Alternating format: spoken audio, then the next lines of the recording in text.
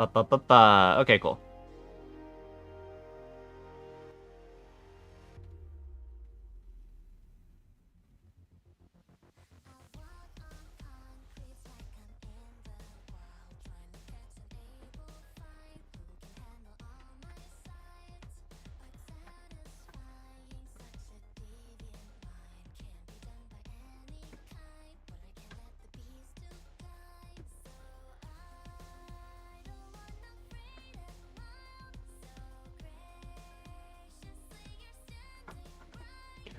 Probably gonna quickly get started.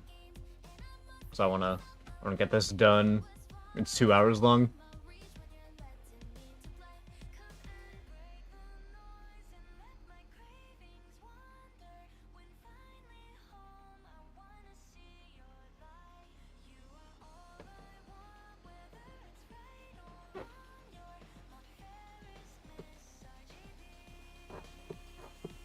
Yeah, let me plug my phone in. Haven't done this in a while. Was it? No, I was still at the... it was at the apartment. It was just pre this computer, I think. Last time I did this shit. I got the feeling for it.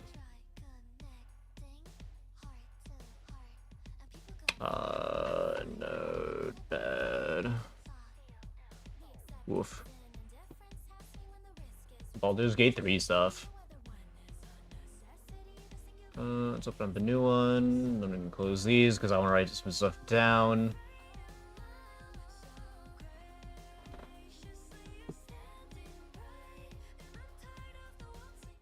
Yeah, we should be good to go. This is the 20th anniversary documentary of Half-Life.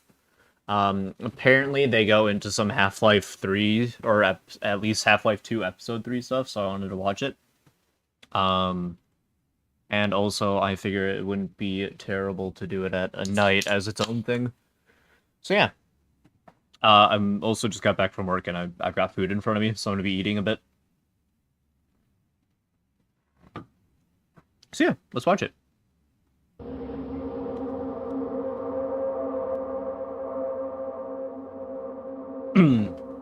I always had been doing since my childhood a bit of urban exploration, so I love to like break through a window of an abandoned factory or building or train station. So that's one of my hobbies used to be.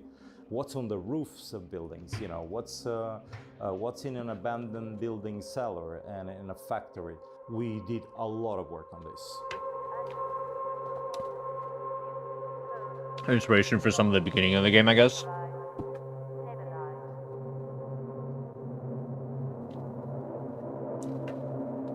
At the time when I did my first photo shoot of the Austerlitz station, it was under construction. But then there was no security guards, no fences. Even you can just walk and see the broken textures and layers of paint and brick and history. And it was just so cool that I can get this information before it got overbuilt with a new neighborhood. I went to check it out last night, and it happens to be completely destroyed and under construction again. And it just goes back, luckily. Or is, yeah, I figure. When you mentioned getting pictures, it was state where I shot it 25 years ago, actually. Getting footage for getting like references for the game. That's what I figured with that. Load it a little bit for you guys.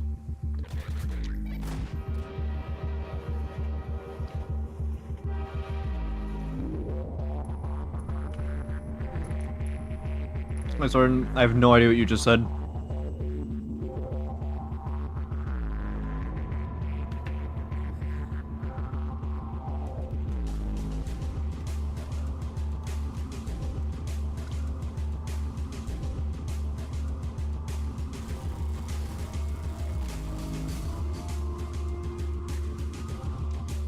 I don't remember that big creature on the bottom right that I'm covering. That I was covering.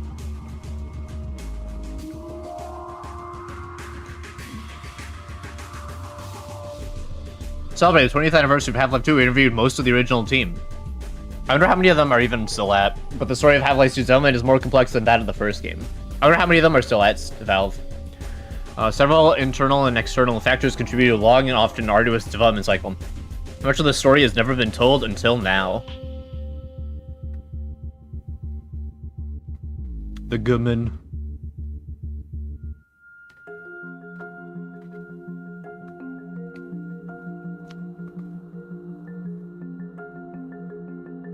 So one of the big challenges with Half-Life was just establishing the company and sort of determining whether or not we could actually make video games at all. Like my background was operating systems and spreadsheets. Mike Harrington, who was the co-founder, had a similar background. He had a little more game experience than I did. But with Half-Life, we were pretty sure we were going to fail. And then Half-Life was successful. It was Super A successful. lot more successful than we had any reason to expect. And now we had to follow it up, right? We didn't want to have a sophomore slump. We didn't want to be a one and done kind of company. So now we had the terrifying obligation to our customers and to our fans to somehow advance our game design skills, our technology, all needed to level up for the second game. And then we became the I think biggest most of us were really PC shocked by the game success of sharing. Half-Life 1. We were this young, Company. unproven company. I don't think any of us really knew what to expect when we finished the game. I remember when we started working on Half-Life 2, we had already set the bar pretty high for ourselves. So during Half-Life 2, what we were really trying to do is take advantage of the visibility that Half-Life had created for us in the industry to continue to hire the best people that we could find in the world. It just got easier.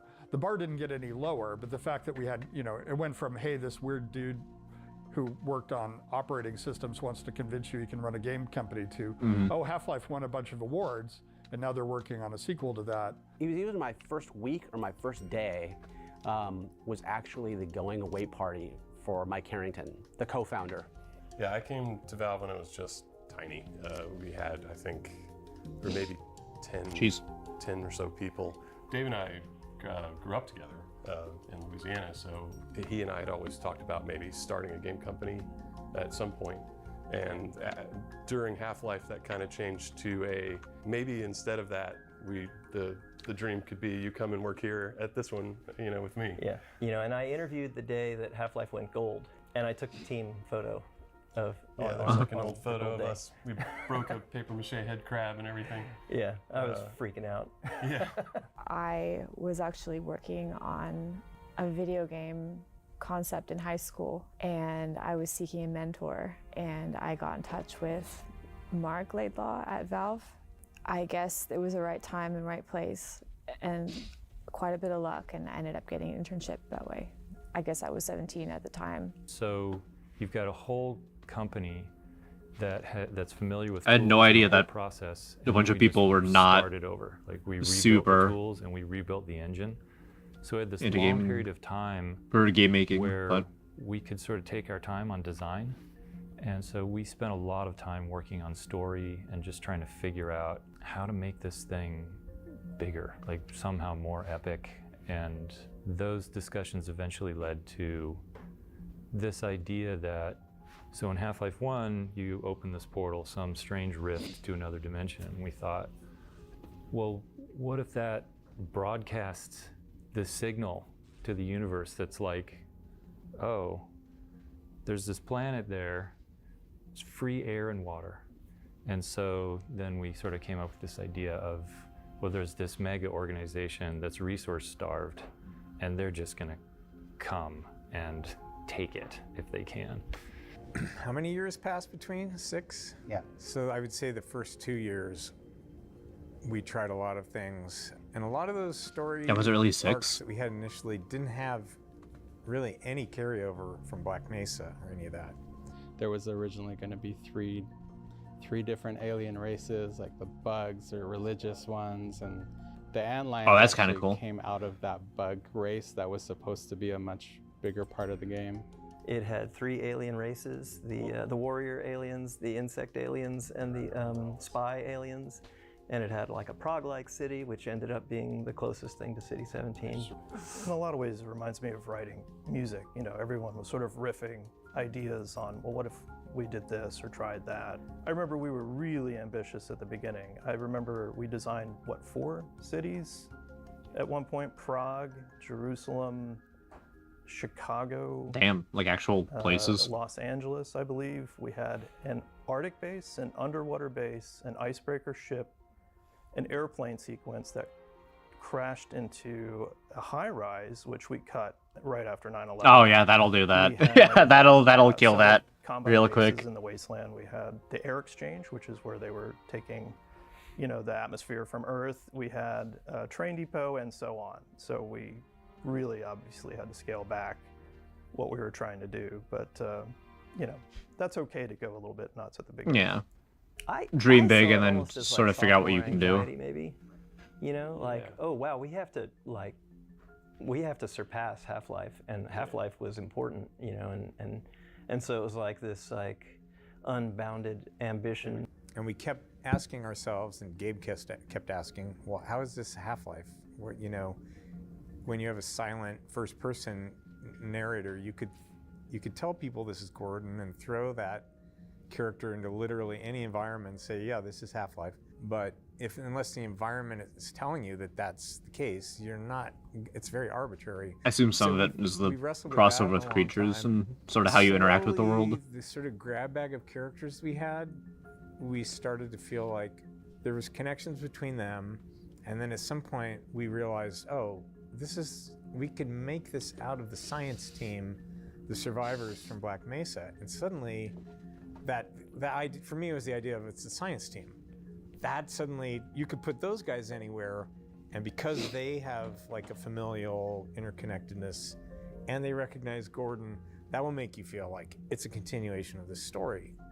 Like obviously Alex was totally new to that universe, but she had a father who had been at Black Mesa, and he and the other scientists were friends, and they had extended their relationship into this new world that you were in. That was kind of the click, was the science team, and that was a while till we got there. Much like the first one, where all the contributors were really collectively deciding on the direction, as we were really making a push to grow the team. I'm almost done with my hiring food. artists. Zabi Ing was an influential early contributor. I think, he and I were doing character designs for Gordon and for Alex and for some of the antagonist Combine characters.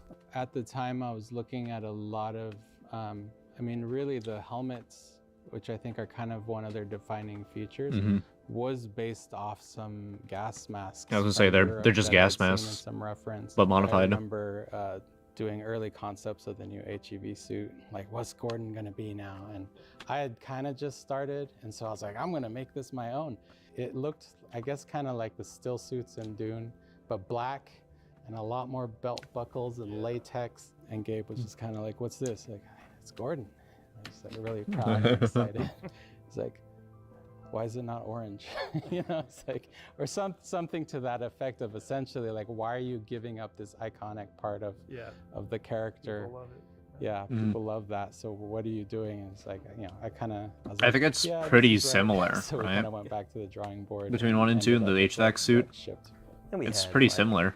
I don't know, so many creatures that we tried and abandoned, not because they were bad, because we had better things to pursue, It just doesn't fit or like work sometimes. The cremator, the crab synth, the stalkers as an enemy. Sectics are macroviruses created by the same race that engineered the Horde. Sectics are... Oh, okay, this is Go. The cremator, the crab synth, the stalkers like as an enemy. We had a little bit in the game, Yeah, right? we shipped the stalkers, but not as an adversary that you fought. Yeah, there was definitely an evolution of how biological versus how synthetic a lot of the creatures in Half-Life 2 were, and I was always hoping to get to And almost a space where it was none of them are there, I couldn't think. quite tell if this was created or if it had grown or if it was natural or synthetic. There was some synths I did that never shipped. Actually, we did ship them. They were at the end of the game when you're going through the Citadel. Yeah. I designed these synths that no animator could figure out how to actually move because they weren't built to move. And much like some of the environment. I know this game has like shit heaps of cut, like enemies and stuff, which they're talking about. So it's kind of cool to see like, oh, I guess some of them were technically in the game at the very end, in a way. That we've seen, released in the leak that were very dark. Some of the early Half-Life stuff was also very dark, but at the time, video games were very dark. in the interim, before we hired Fletcher, and before Victor was there, because it was the old environments, right? I Oh don't shit, remember early how it Half-Life came footage. about that they built this level, but the idea was there was some looting going on. And the idea was you're in this little alley and you see a citizen, you hear a voice saying, TV!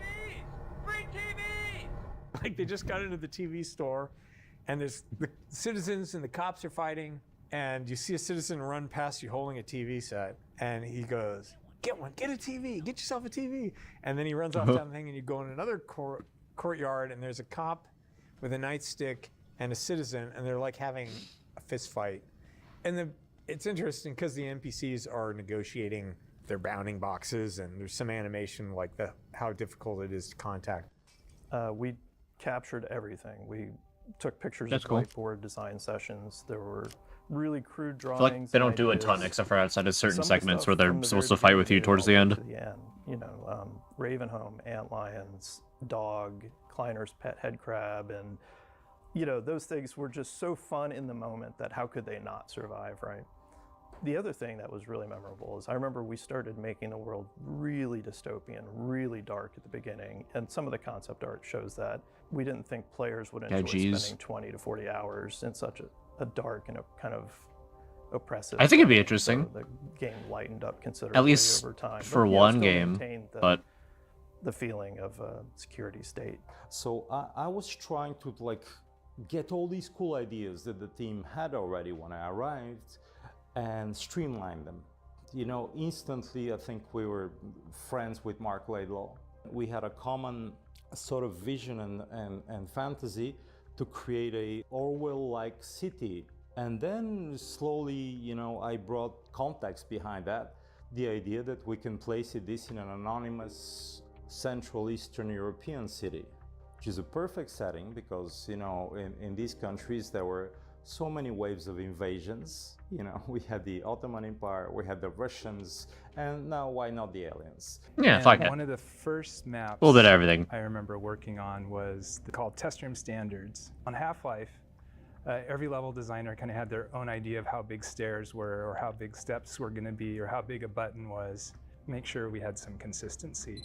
Another thing that was sort of important was just getting more people to go on field trips and going to do research. Because I think a lot of the level designers on Half-Life 1, you know, just were building very abstractly. And so we wanted to have some more grounding in reality and have more realistic proportions. And also just get textures were going from hand painted to more photographic. And so we would go out and collect a lot of the pictures for those textures to start building for our new library. I joined Half-Life 2 probably a year. That must be after such it a fun job. Just go somewhere, I take did it for at least pictures, a year because bring I them was back. put on Borealis, which was like everybody else had disowned. But then I came along and said, oh, well, I guess this is now your problem. So I started on Borealis, and of course I failed at that too. That eventually got cut. Yeah, so I came in having had experience doing game AI. I was at Looking Glass Studios. Probably the biggest thing I did there was lead. I assume Borealis was the area. AI for that too. And actually, my first thing is they handed Borealis to me to do the. After I'd finished. To do the AI for the guy that you're supposed to walk through the Borealis ship with. There was a bunch of work put into it. We even went on an icebreaker ship to get reference. So I'm pretty sure this is for Half-Life 2 Episode 3, because you're supposed to go meet Aperture Science's boat in the tundra. So I'm pretty sure that's what they're referring to right now. Reference. As soon as we started to put it together, we realized how unbelievably tight the space was, and you could never make any kind of really interesting combat in it, and so it just withered on the vine right there.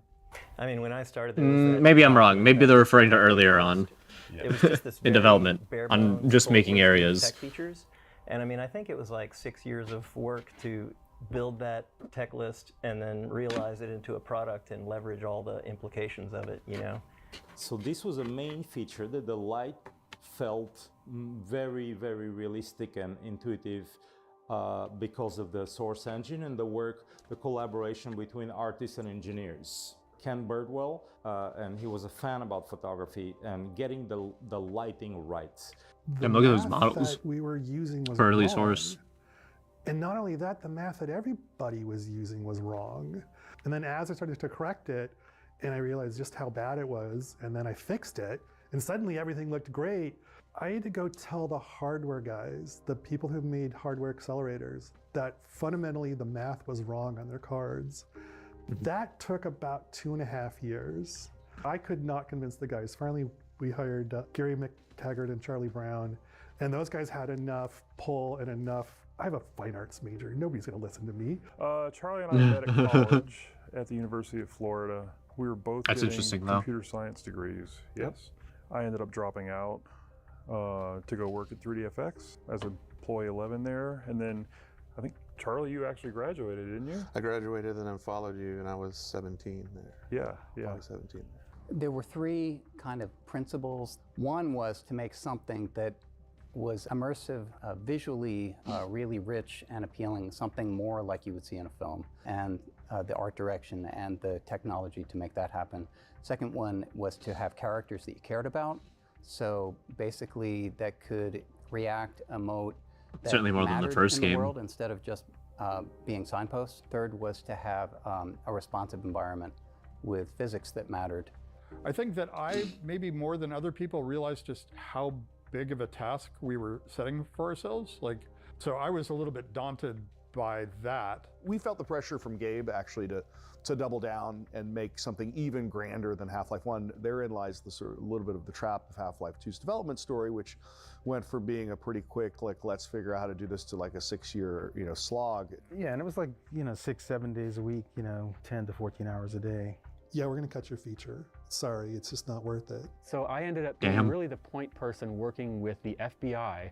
I remember coming in that. I feel like a big problem of like development, especially when you're trying to follow up a previous super big success, is you just keep going bigger and bigger, and then you start having to do things that you just can't do, and then you have to keep pulling back, and you're just using up time and money doing that. Morning and figuring it out, and it just felt like somebody just punched me in the gut. What's this mean? Can we still keep working on the game?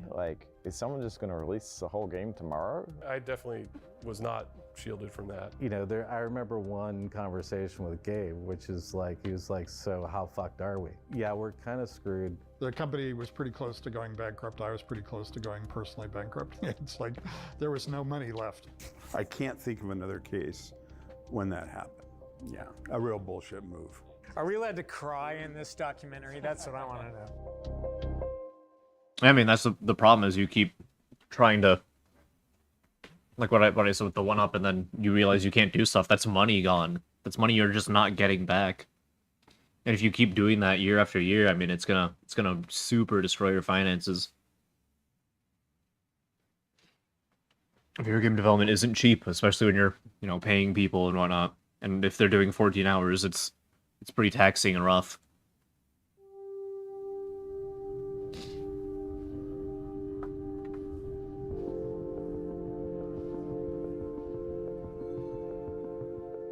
Remember, we shipped Half-Life 1, and the world loved it, and we're just super happy. Like, yeah, we did this thing, and we had a big meeting, and Gabe looks at me and goes so all the animations are terrible. How are you going to make Half-Life 2 better? In Half-Life 1, we made what were at the time significant improvements, but still they were fairly robotic. And I mean, it was also and late so we 90s. Had to go and do a huge amount of work on the animation system and on the facial animation system, and coming up with authoring tools that allowed you to do it. Well, end of the line. A lot of this was level designer design, figuring out how to build atmosphere. We knew that we wanted to start you off seeing the Citadel right away, and we wanted to introduce you to the city with this great voice acting from Robert Culp. We wanted to finally do real characters. We knew that from Half-Life 1, the way that players would respond to having any character talk to them was way beyond the reaction that we expected. When we figured this out in playtesting, if Barney would follow you around and shoot things, suddenly you just love this guy, and you love the scientist, and you love these characters. So we knew we wanted. I figure it's the little quirks and bring quips that they make. way up to the next, like, levels beyond what we could imagine. Just a couple like smart, fun lines can really help. And Just a couple moments here and there you can will make totally it change your back perception on dudes. realistically, that would help the player make an emotional connection to the other characters in the game.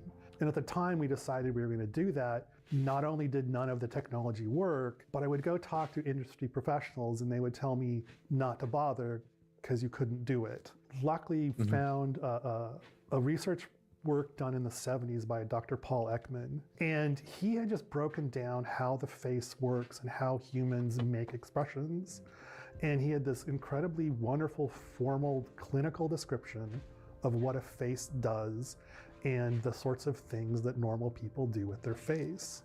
I tried this experiment with putting a grid on Scott Lynch's face and shooting him from the front and the side so that we could get points from this grid in 3 space for the geometry, and we got shots of his texture, and we found a good way to model a reasonable head, of his geometry, and then project the texture onto it, and then abstract it or stylize it enough so that it didn't look totally photographic, but it looked like a kind of a real person.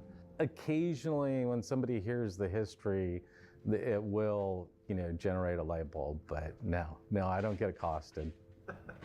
No one's asking you for beers or anything. No, or buying me beers. Oof. We added Ken's eye tech to that, which was amazing because he really modeled and he went deep into the research of how eyes work. Eyeballs was about 9 months, just on eyeballs. And Ooh, damn.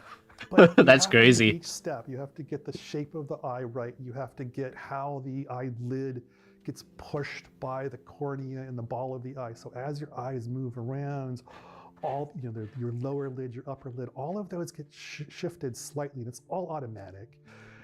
It was wonderful. The day I got it working, the characters went from looking like interesting dolls to Alex just looked at me. Oh my God, this is working. They would ask for surprising things at times. Like they wanted really fine control over looking at named objects in the 3D world, no matter what direction The actor was Goodman. facing. So you had to figure out things about, maybe the upper body needs to turn and the head needs to turn and the eyes need to turn. So we're in the elevator coming back from Starbucks to get morning coffee, and we saw this face, and it's like, that's him. That's the scientist. And he was an accountant in the firm below ours in Kirkland. Yeah, nothing kind of blows your mind when you've been working all day on this character in your game, and all of a sudden you get on the elevator and There he is. I once ran into him at the airport. I wonder how much of that is just they've like seen him before and like in their subconscious it like he's there in their brain. So we cast people that were real change vendors in front of supermarkets. We cast waiters in restaurants. When I was in junior high school, I took karate classes, and that was my old karate instructor. Randy Lundeen said, hey, there is a guy holding a sign for work at this exit on 520 every day who has this great face, and he took a picture of his face, and he stopped and asked if he could. And so it's like, oh, this is great. I think this guy's Eli. Damn. We brought him in and, paid him a couple $100s, which is what we were paying people back then. And so that's where he came from. Erdine Grcic was a Bosnian friend I knew from school. He was like, we want the East European contingent and stuff too, so it was pretty interesting. We wanted anybody to feel a part of the world when they're playing it as a player, and so, we found people from pretty much every skin color, different ages, male and female, equal numbers of males and females. It's crazy. I feel like I don't recognize these faces, like I didn't look at it. Sadly for us, too. We dropped a crate of rockets coming across the plaza. We hoped for one more fighter to help storm that barricade. We never dreamed it would be you.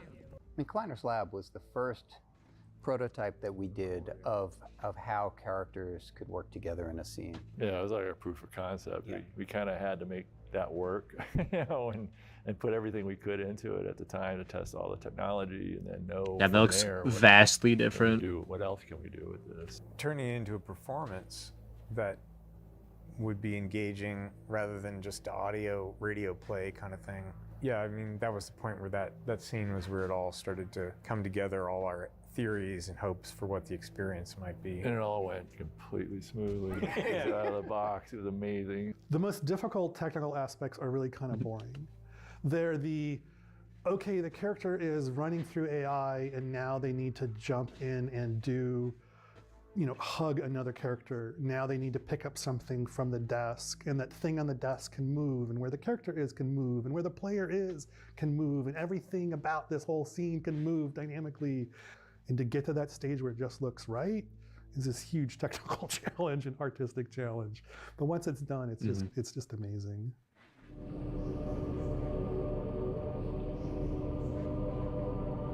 I mean, this game didn't start revolutionizing like this stuff. You're staring at me again.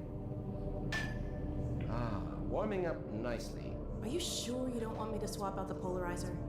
I remember when we got Fletcher on, and he would kind of teach us about how they did things at Disney, and they would bring in acting coaches for the animators. What does sarcasm look like? Certain expressions, and there's a timing to those expressions. And when you have a scene with multiple characters, it's not always the person talking that's doing the acting, right? Everybody's acting. Even though you may be looking at Kleiner because he's the one talking, every character in that scene around you, behind you, they're all doing stuff because not everybody's going to be looking at the same place. Yeah, I remember even just like when Alex teleports and then you see her show up on the screen, right? Oh, that was and she's incredible. Heads over, gives him a quick kiss, and it tells you so much about the relationship without having to say, "Hi, Dad, I love you," and all this extra heavy. Show don't tell. Stuff, so. Jake was a random demo reel that was sent in. That was incredible.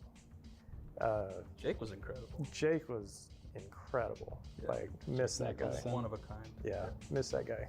Amazing technical animator. Yeah, I mean, Jake was. Is he? Jacob Nicholson. I assume he's dead.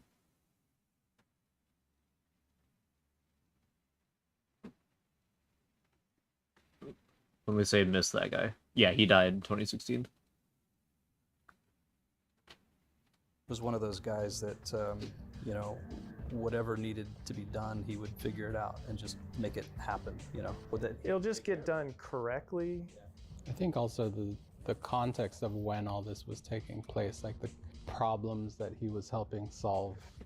Things that both squids that didn't make it in. Something as simple as passing someone an object between two characters sounds super simple, but actually really complex, especially back then.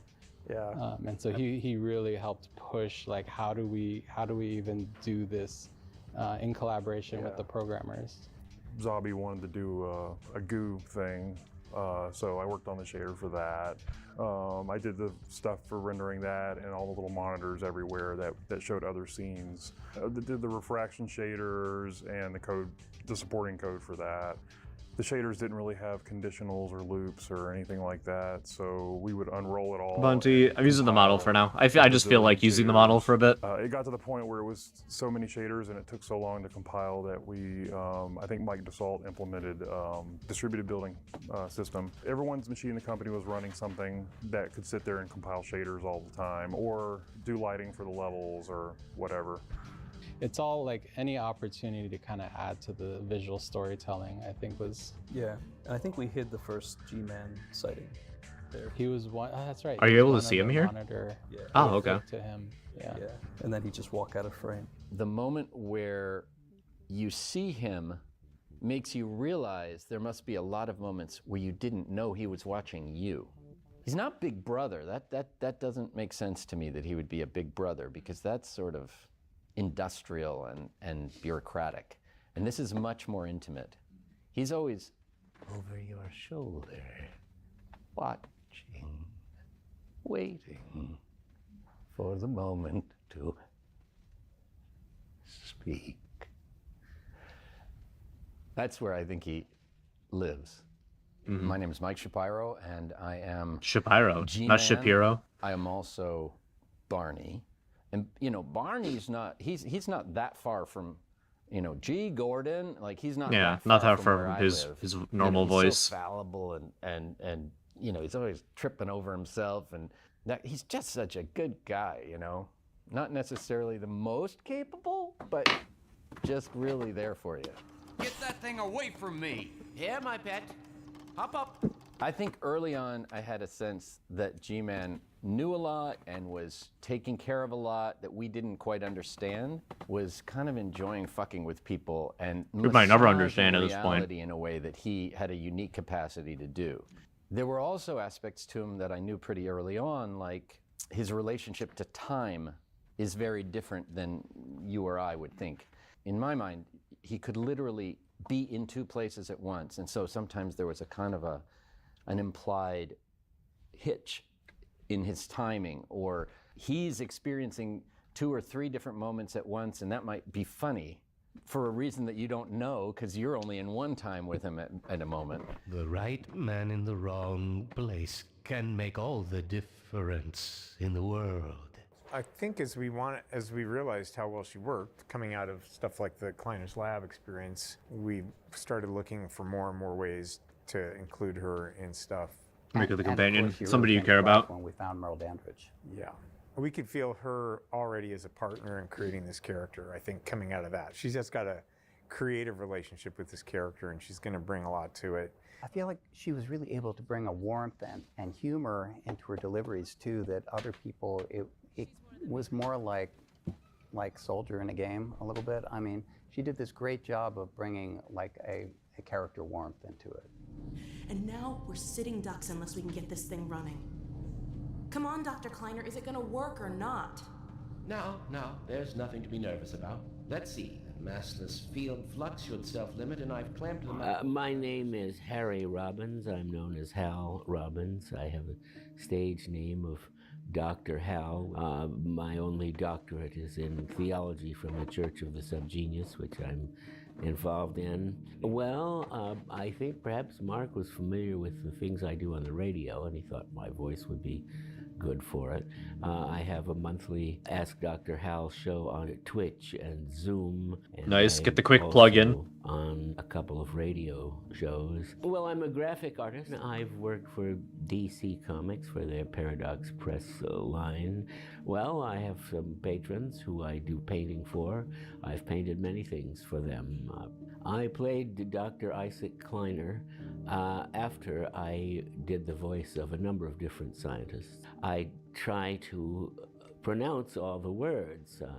I make sure to aspirate to consonants. For example, I don't say didn't the way most people do, even newscasters today. I always make sure to say didn't. Perhaps it sounds archaic that way. Mark wrote archaic expressions into my dialogue, and I would say things like, oh, phi, and so forth. No, not up there! No! Careful, Lamar. Those are quite fragile. Oh, fie. It'll be another week before I can coax her out of there. Yeah, longer if we're lucky. Barney, you're not an animal person. It was always pleasant. I was always well treated. They were always patient. Even if I mispronounced something which was obvious, they would correct me and I would pay attention. And I always try to be as close as possible to a one-take wonder so they don't have to do it again.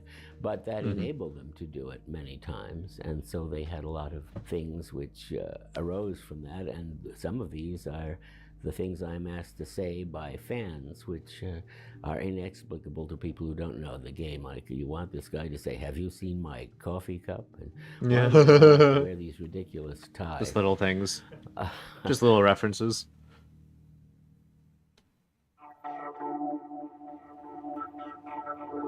The big thing, the physics. So in the same way that we thought it was important in Half-Life 1 that when you shot a wall, that we put decals on the wall to indicate that you shot it. We wanted to say, okay, what happens when you throw a grenade at a bunch of boxes, right? The world itself needed to be more reactive to everything you did. We used some third-party code, but Jay Stelly was the one who really wrote the wrapper on that integrated it. And physics was even early in the project was Oh, pretty man. successful. Right? Once we got over the initial thing of like things falling over, and we started adding breakable objects, things you could script in Hammer. We added vehicles.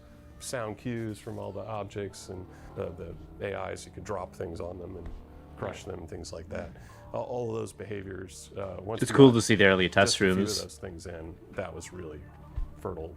For everyone who worked on Half-Life 2, masses got broken down into a set of scales that I assume someone's already talked about. No? Okay.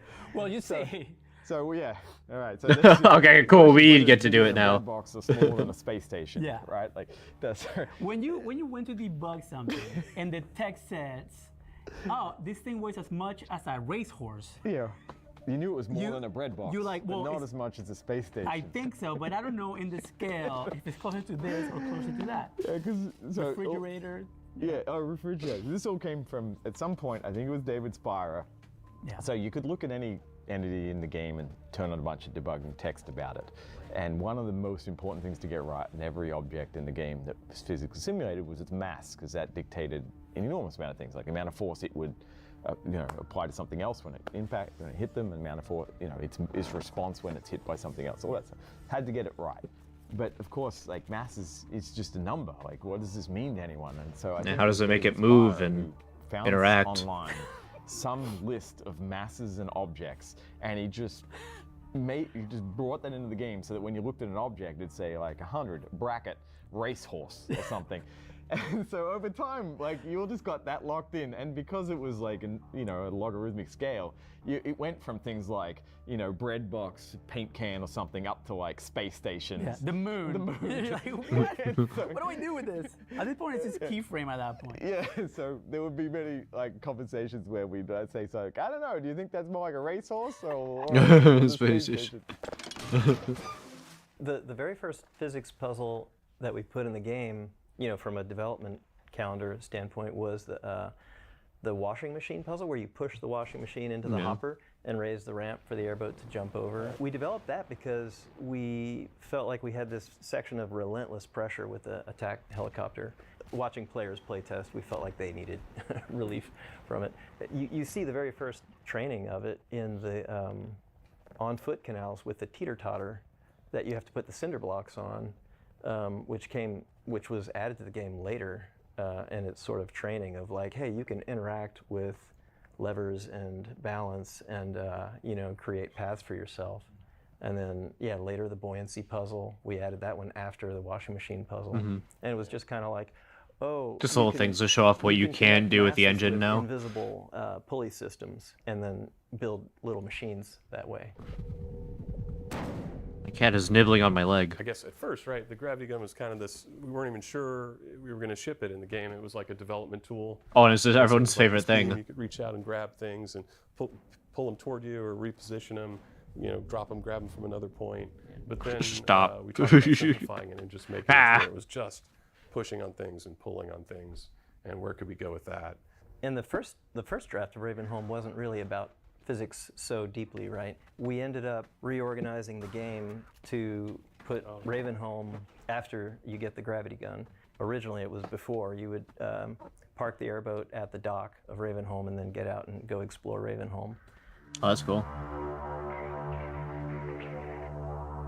But yeah, Ravenholm is the big physics area. We wanted like a horror area, since in a lot of ways Half-Life was a horror game, and the horror was kind of leaching out of Half-Life 2. So we at least wanted one environment that was just scary. Just see how And bad then things we could had a get. design meeting where Doug Woods said, preacher with a shotgun, and I was like, oh, yes. The important thing to know is like we didn't sit down and design Ravenholm as like the tutorial for all those things.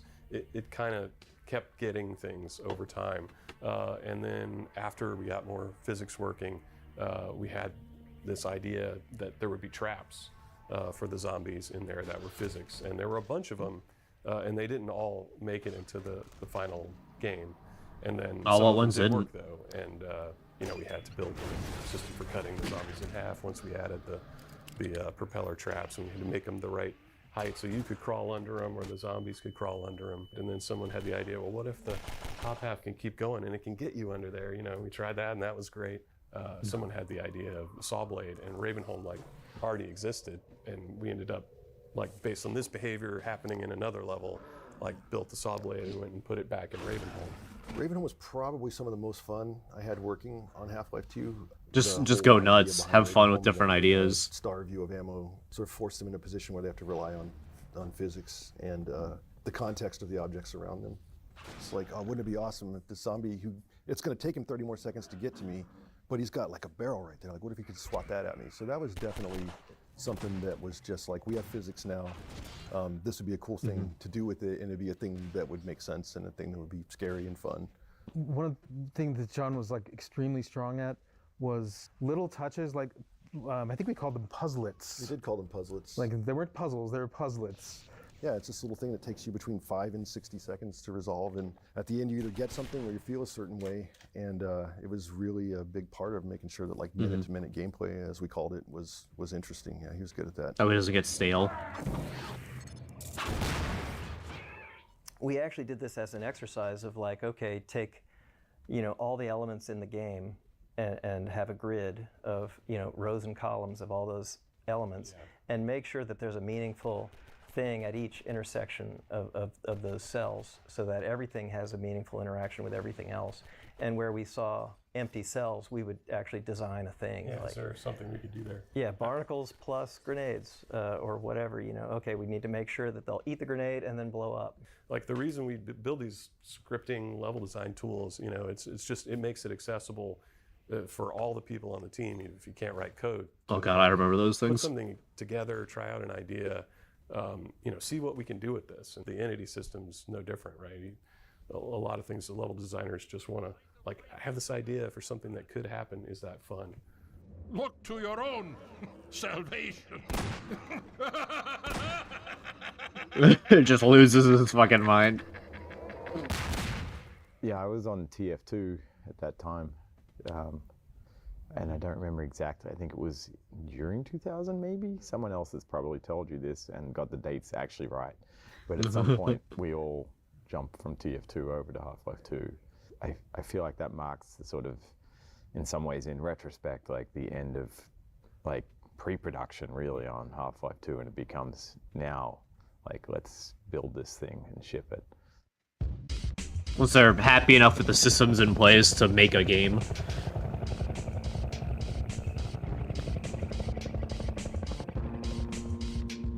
Actually, the first thing I got told to work on was a jet ski. And I spent 3 weeks trying to figure out a jet ski in first person. I was like, okay, I don't see how I don't know, just make it work, I guess. So I remember one weekend out of frustration, I just made the airboat. I don't know, maybe it's the Florida bit in me. So Charlie Brown had worked on the airboat, and then we picked it up, a different group. We started working on the canals, and we had this idea of it was going to be kind of like a lot of tricks under pressure, where, you know, you're doing like skateboarding type moves. I think it was Kelly Bailey who basically said, you know, I'm playing the canals and I'm trying to do these tricks and I'm failing, and then I'm getting shot. And he's like, I want to be like Smokey and the Bandit. I just want to be smashing my way out. We did this whole other pass of the canals where we dialed down the consequences for failing the tricks, and we dialed up the feeling of, you know, power. Some players absolutely refused to really stay in their airboats. They wanted to get out and look under every rock, behind every tree. For those players, we had to craft enough density through the lengths of the canals to keep them entertained and happy. And then there were people who just wanted to smash through everything and treat it like a racing sim. And so the game had to be fun and interesting for them, and sometimes that would clash. If you stop here, we're going to give you a reward, basically, either a narrative reward or Yeah, I think I just went straight in-game like for the most part. Minus this section. The I just went straight. The Lambda signs, we use them a lot more in the canals, and part of that is literally because we did it afterwards. Like, I mean, I'd worked on coast maps, and we didn't have that yet. You know, the canals are restrictive because we want you to drive this airboat through them, and we've got all these fun things to do. Like, you could jump over things, you could smash through things. The worst case scenario, Barnacles could pull you up with people who have guns and they're shooting at you, and you don't necessarily have a way of shooting back. So you know, that led to, well, we need to add a weapon to the vehicles. Well, part of it was the helicopter was such a persistent pain in your ass that we really wanted to put a bow on that whole Do you experience. get a and give weapon? you I don't remember. Some vindication, some, vengeance, where you get to now hunt the helicopter. So as soon as we attach it... Oh, yeah, you do. One thing we really intentionally did is you start to drive down the tunnel and the helicopter pops down in your face and it's blocking you, and you have no choice but to just shoot it if you want it to go away, and then you see it flee. And so it's like, oh, okay, the players could connect the dots, right? Now it's my turn. Yeah. So the next sequence is all about chasing the helicopter down to that final battle at the dam. I remember we worked pretty intentionally to make it the ultimate showdown between you and the helicopter, and some of it was by accident. I remember Brian Jacobson, who did a lot of the code for that, at one point, it accidentally did this thing where it just spit out a ton of bombs, and we're like, that is awesome. Yeah, keep that. it. Make that part of the fight. We tried to make it as action intensive as we could within reason, right? That battle was actually, in a way, we designed it to be a final exam. Just to get everything working. Those elements into the levels beforehand, right? You learned how to dodge bombs, you learned how to shoot at it, and you learned how to shoot while driving. And then we throw those things together at you with a little bit of a twist. Canals was sort of like a crucible because a lot of good things came out of it because it was such a difficult design problem. The easy thing to do is to make a punishing design where you just say, you can't go here and we're going to shoot you and force you to fail and fail and fail until you get to see the next part of the game. It's much harder to create something where the player feels there's an evolution, they have some power and some agency, so that their skill is being rewarded and they can be creative in that restrictive environment. It's sort of nice to hear all this. Especially with how games can sort of be nowadays.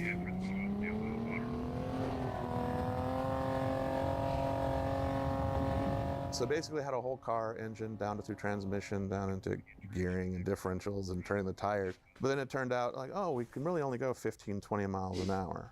Otherwise you would blast through the extents of the map in about 10 seconds, which wasn't gonna do anybody any good. Yeah, that's not as much fun. Jumps to all these things, nothing was working. So I was like, oh, you must be doing a jump. I'm just gonna turn off gravity on the car for a little while and let it just go and then gradually ramp it back in so that it actually felt like you were jumping.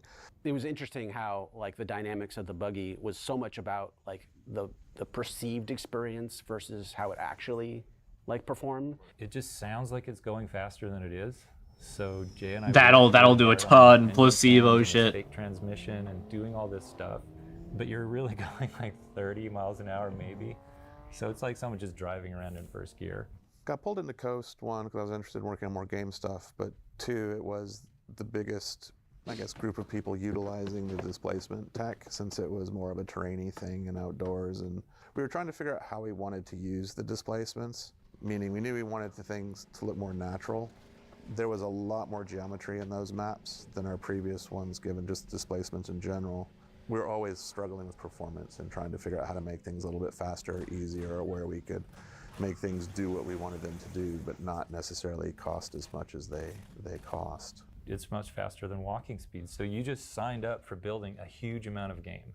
Yeah. People can just stop and get out anywhere. So now you have this. You gotta make sure there's something to do. Versus distance. We got a vehicle we want to drive for a while, so make those levels long. But from Half-Life 1, we still had the philosophy of there should be something cool around every corner. Not like a monster popping out of you, but different reasons to be engaged in the world.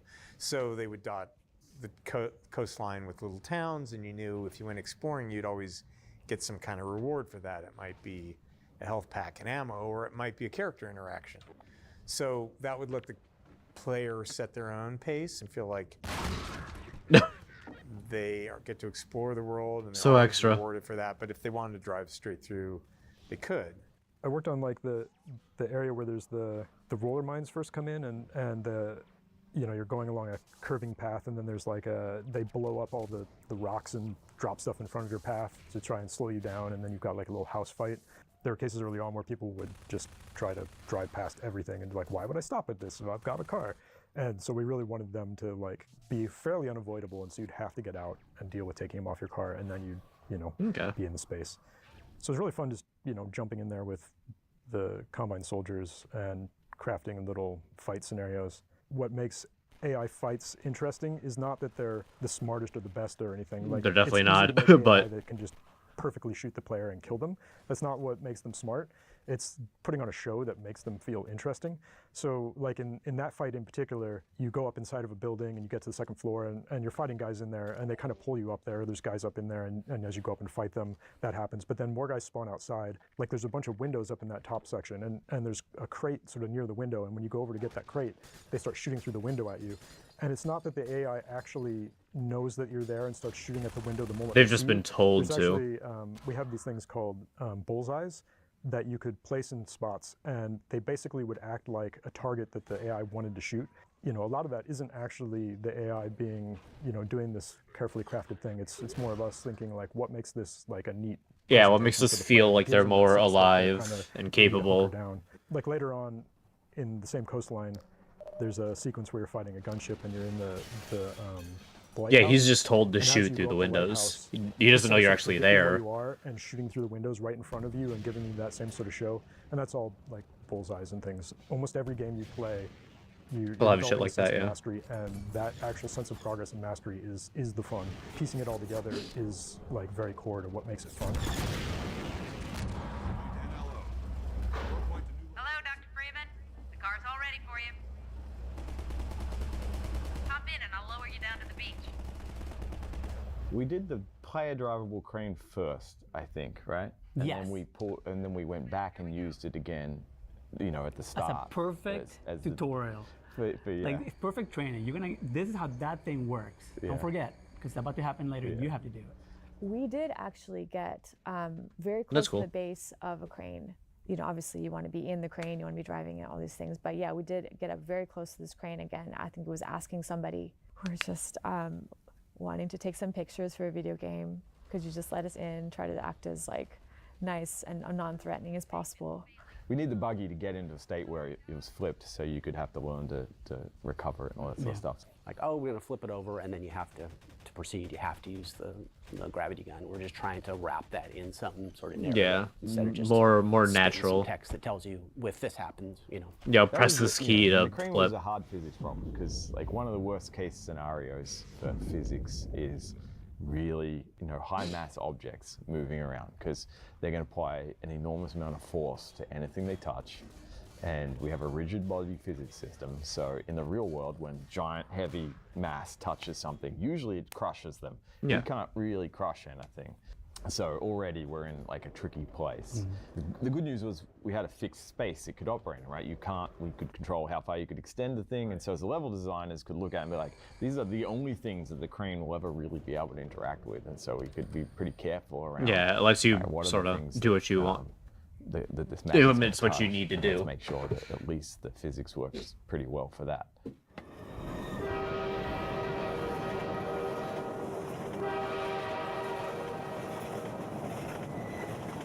So I worked on the bridge as one of the really early things I worked on there, which was great. Sawyer had already built the bridge. It's actually based on Deception Pass. So Deception Pass is nearby here in Washington. Coincidentally, I actually proposed to my wife there, but anyway, it's this really nice bridge. That's beside the If you point. go there, you'll be like, oh yeah, this is the Half-Life 2 bridge.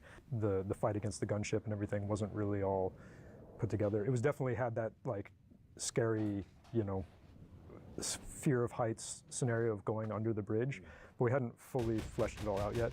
One of the first things I did was like, what if this was a train bridge and you had to do this, play chicken against the train? And getting the timing quite right took a This little was bit tough. of work, but hearing the like train horn come in and the moment of realization that players would have of like, probably some people die, a lot of people probably die the first time there, but you have this like, Yeah. do I go faster or do I turn around? Like, what do I do? I don't know, it was a fun moment to create.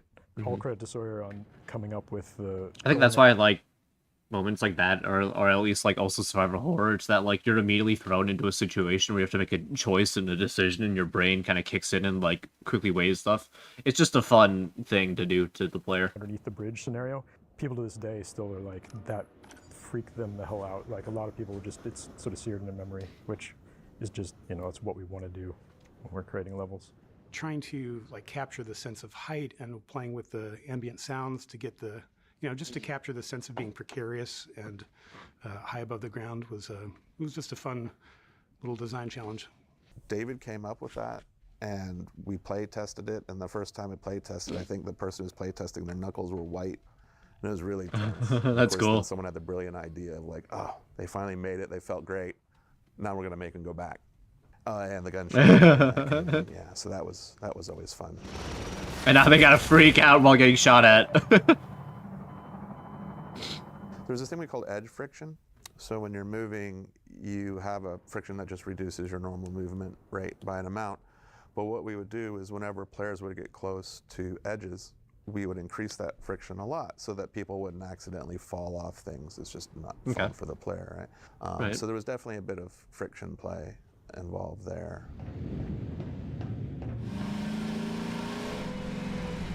That's cool. Gordon Freeman! Hurry, get in the basement. We're expecting gunships at any moment. He became iconic for reasons I don't totally understand, except the performance. We were calling that town New Little Odessa or Little Old New Odessa. And then I got spam email from Odessa Cubbage or something like that. It was definitely a name that came out of an email spam. And I'm like, this name is amazing. So it went straight into the game. And then John Lowry came in and acted him with his fake British accent. Damn. Let me just send a warning to Lighthouse Point, and then I'll come right up and lend a hand. So Odessa Cubbage had this whole problem of like training the rocket launcher. That was a real pain. The laser guiding aspect was just a nightmare to train because training in combat's always a nightmare by itself because people are under duress, trying not to die. I still don't think it fully works on some other thing that's as well as you'd like, it's hard but to observe what's going on rationally and draw lessons from it cleanly. So you always know it's going to be hard if you're trying to teach something you're trying to teach in combat. We watch a playtester, they step out and they fire a rocket at the gunship and then they duck behind cover. And so the laser dot goes onto the fence in front of them. We all hear the rocket turn around and start coming back, and so you hear It's basically, here we go, 5, 4, 3. and then the player looks out again at the gunship, and the rocket goes, looks around back at the gunship, and we're like, oh! And then he ducks back again, and we're like, oh my god! We hear the rocket getting louder and louder, and he peeks out again and whips off again. An integrated part that I think has really always been important, something that Gabe introduced in Half-Life 1 was the way That must be so much fun, those moments. And then iterate really rapidly on the playtest results. So you have dozens and dozens of people come through one section of the game, and you sit there painfully, silently, taking notes while they struggle and get frustrated. Like, what the fuck am I doing? And totally misunderstand your brilliant design. Yeah. And then you go and you fix that over and over and over again. If your title is game designer and your design sucks, then it can be threatening, all right? Like, maybe I'm bad at my job and I should get fired, right? And so a lot of the games industry never did any testing at all. With this playtesting process, that's what basically taught me design in a lot of ways. We would just, we'd come up with an idea for the helicopter, and then we'd be like, okay, let's put it in front of somebody and watch it happen. And then we'd very quickly start realizing that our mental model of like how people are reacting to this stuff isn't accurate, wildly different than what we expected. Yeah. I mean, you gotta account for people being super bad at video games too, so. I joined the team in January 2000. I had met Gabe when he was starting Valve, and I was at Sierra Online. But pretty much the first thing was, Gabe was like, so when you were at Sierra, we did this deal with you for Half-Life and Half-Life 2. You need to go fix that, because we don't like the deal that we did. The intellectual property for Half-Life was owned by Vivendi. The Team Fortress IP was owned by Vivendi. So it was get back our IP, get a better royalty rate, and then have the ability to experiment with online distribution. We knew we were going to grow the team, and then part of the deal was also that we were going to take on all of the funding responsibility for Half-Life 2, TF2, all those things. There was cash flow from Half-Life. We were figuring out how to do things here and there, like expansion packs. A large part of it was Gabe tapping into his assets. He had done fairly well at Microsoft, not crazy well, but things started to get a little thin. They mentioned that earlier, that they're running low on money.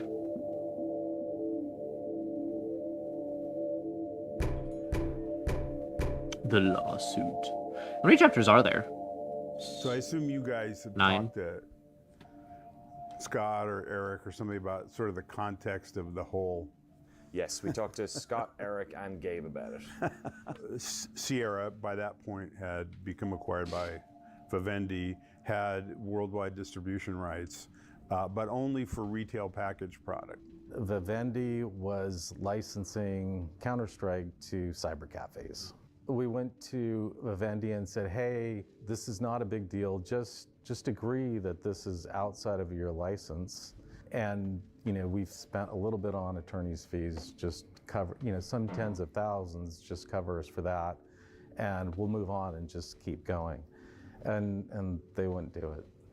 I think some people at Vivendi did not like the new deal that they ended up signing. And I think there were some hurt feelings in some quarters about that deal. When we said, hey, the cyber cafe thing, you really can't do that. Coming on top of, a year of negotiations and torturous negotiations, I think that just struck an angry chord.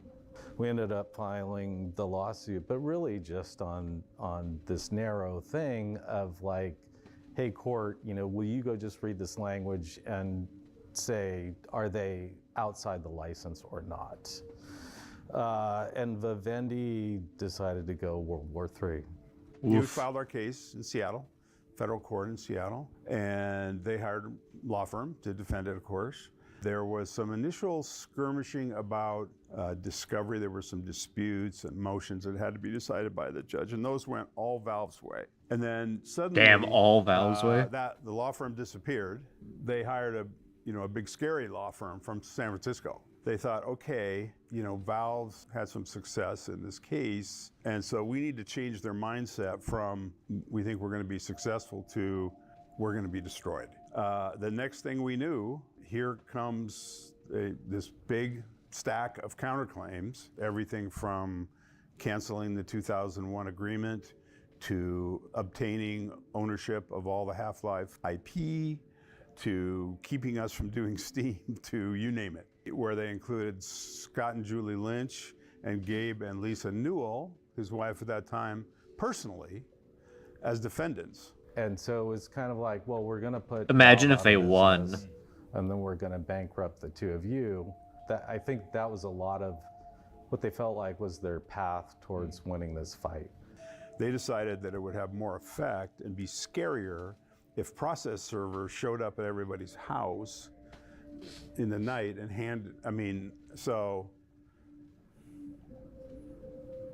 a real bullshit move. It's not a legal strategy. Yeah. It's basically trying to intimidate you. In other words, they're saying not only are we going to take all this money from the company, but we're going to take money from you personally as well. I can't think of another case when that happened. They were certainly a lot bigger than we were. Vivendi was a multinational conglomerate. As compared to us, their funding was infinite. No. Larry David versus Goliath. All right, does Vivendi still exist? Let's take a look.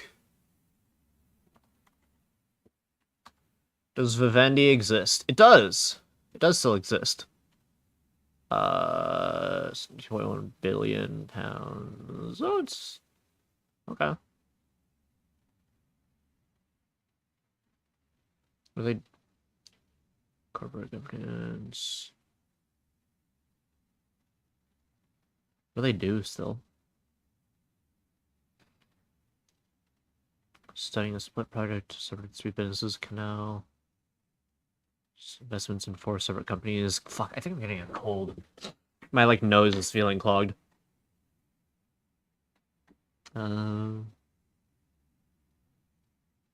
Looks like they're doing shit I don't give a fuck about. That I also don't understand about.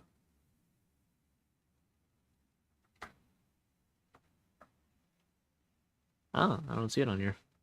Oh, fuck, that's the wrong key. Maybe this isn't it. Of any games, here we go. Nope, they're gone. It was an American video game publisher. Valve. Or no, maybe not. No, I think this is probably them. Merged with Activision. Okay.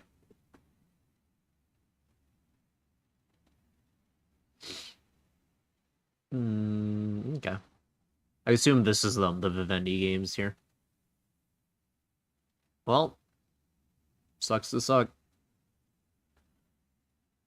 Publishers at that time Probably should have saved all that money. being able to bully developers, right? And so this was really about an assertion of power as much as it was optimizing for a financial outcome. The tactics that they were using were trying to just run us out of money, right? So they knew how much money we were making because they were doing retail distribution of our games. And so they were just trying to crank up our legal costs as just another way of draining resources from the company. We were protected from that a lot internally, so we didn't have to think about it. They did a pretty good job of letting the team concentrate on what the team could do without worrying about the future of the company so much. I mean, that was my perspective. So yeah, I definitely was not shielded from that. The lawsuit was something where it's like created all this uncertainty around whether the game's going to come out. Vivendi was definitely trying to use that as leverage. And so even if we finish the game, they're not going to let us release it. There came a point where Gabe had pretty much used up his liquid assets. And he was like, you know, should I put the house on the market? And I was like, yeah, I think it's the time where you put the house on the market if we want to keep going. The company was pretty close to going bankrupt. I was pretty close to going personally bankrupt. We went all in. It's like there was no money left. Like, how anxious was that for you personally? Oh, I can't imagine. I don't know. There's certain things that I'm kind of a weird person in a number of dimensions. Like I don't really think, oh, this is super scary. Like I don't have an emotional response to it. I just say, well, this is what we're doing. This is this is fucked, but I'm here now, I guess. Whatever happens, happens. Super stressful to me, right? I mean, it didn't really bother me. Like I was diving in South Africa recently, and a shark tried to bite me a couple of times, and the people around me were way more freaked out than I was. I was like, oh, a shark's trying to bite me. I should get away from the shark. Whereas other people were having like, oh, the shark. It's somebody, you know. And I just think that's how I'm wired. I don't think it's anything that speaks to my character or anything. It's like I just seem to not get particularly agitated around risk, which probably means I take on more risk than at times than most sane people would, which can be a positive, or you can wreck a bunch of other people's lives being in the neighborhood of your risk indifference. I'm sure there's a term of a person for that. As the team worked, most had no idea of how short the cash of the studio really was. The legal fight with Vivendi would continue right up until the launch of Half-Life 2. So do they... Malcompliance. So does that mean that they won? And then Netflix...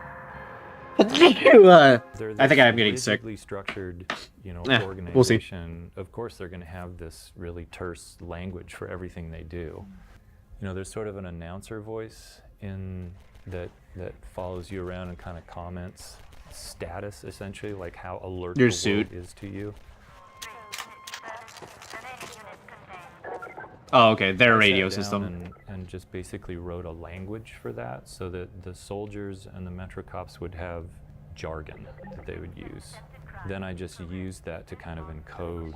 So that's where like Anti-Citizen 1 and things like that came from. Rather than saying, the guy with the orange suit is causing trouble, you know, it would be, you know, Anti-Citizen 1 breach, scalpel something, sector something. So I basically just had this little dictionary. Then I overdid it on the vocal processing because they're all wearing these, you know, these masks, and I wanted it to sound like they're in a mask. And it was very deliberate to never have to like shoot somebody that you can see their face. And like we didn't want you killing humans. I mean, the Metro cops are humans. Yeah, so we covered all the faces sorta, but up. I think it was all part of this calculated and deliberate way of saying like, look, games don't just have to be a certain way. There's so much room in what we can do here. Well, the Metro Police and the Combine Soldiers share a lot of AI. And so there's an internal communication. I didn't know there was a difference. And one of the things we did, both for the sake in of the two of them and exposition, I figure they're just combined in different outfits. Squad members that could be firing at the player at any given time. I think it's 2.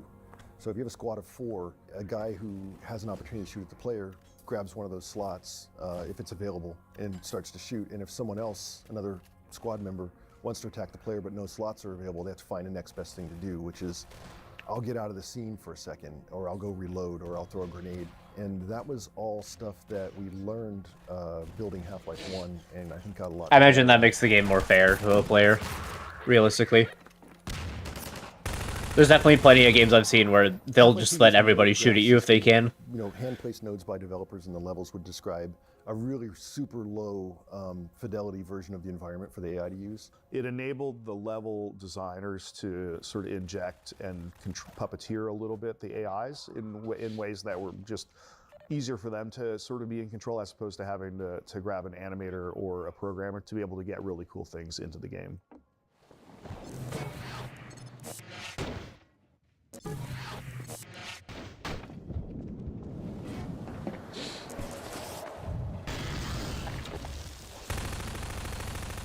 Floor is Lava is like a really obvious piece of gameplay.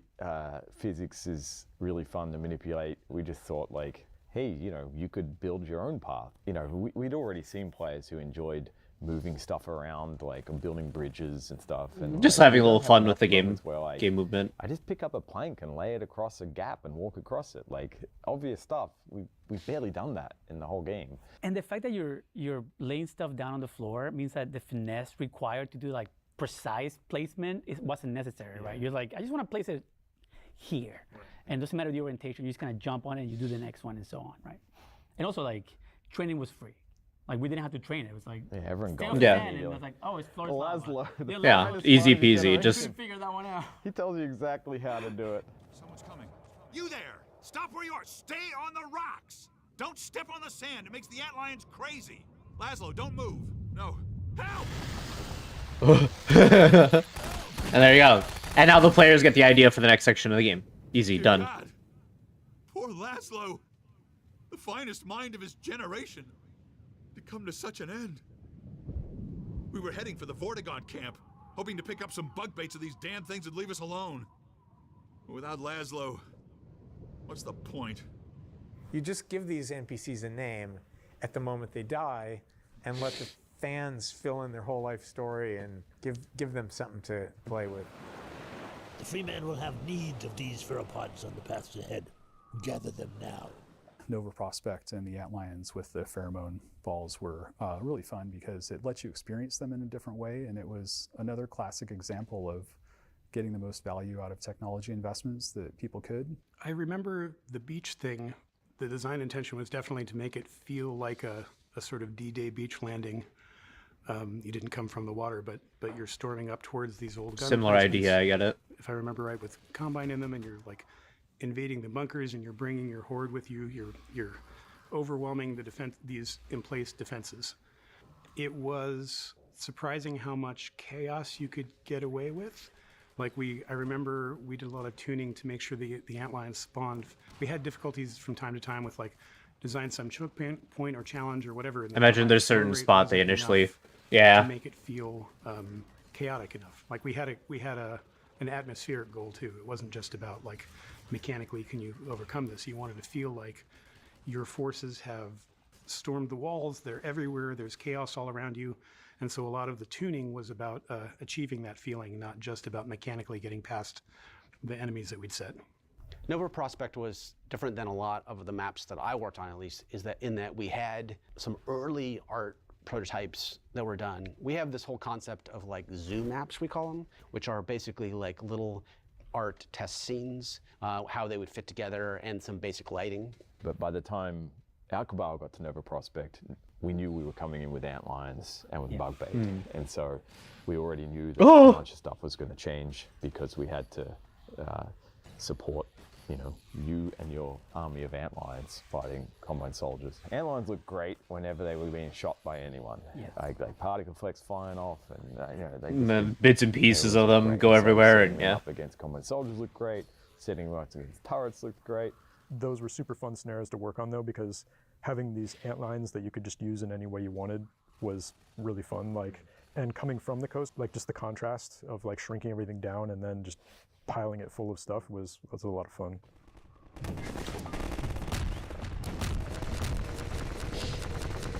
And then the little First war time I saw part. one of those, I think it was Ted Backman's concept. I just thought, I can't believe that I get to use a creature this cool in level design. Like these guys are really Little tripod boys. I remember Kelly Bailey had created a short list, things like he wanted flocking flyers and he wanted a moving guard tower, which was the first description of the Strider, was a mobile guard tower. So I saw that and immediately understood that, you know, kind of orchestrating the enemies in that way, trying to get the most variety and the most breadth of Those some cool shape, designs, though. movement, and experience was the correct way to move forward. Seems like they got the general idea of Strider big, map long was something I came up with and I was really legs passionate about. It and was all some about like head. running across and just getting like one shot in your tush, right? Just as you made it through. Even just hearing the sound, the thump, thump, thump of them walking, like, you know, okay, there's like a boss nearby. You just see the legs walking by, but you can't see the body. Like, there are so many things you can do with these guys. Honestly, there were still people on the team, I think, that were still thinking that we were going to bomb. That people are just going to not be impressed. When did you know it was going to be good? E3. Yep. E3. Yeah, I'd say the same thing. Once the public gets their hands on stuff.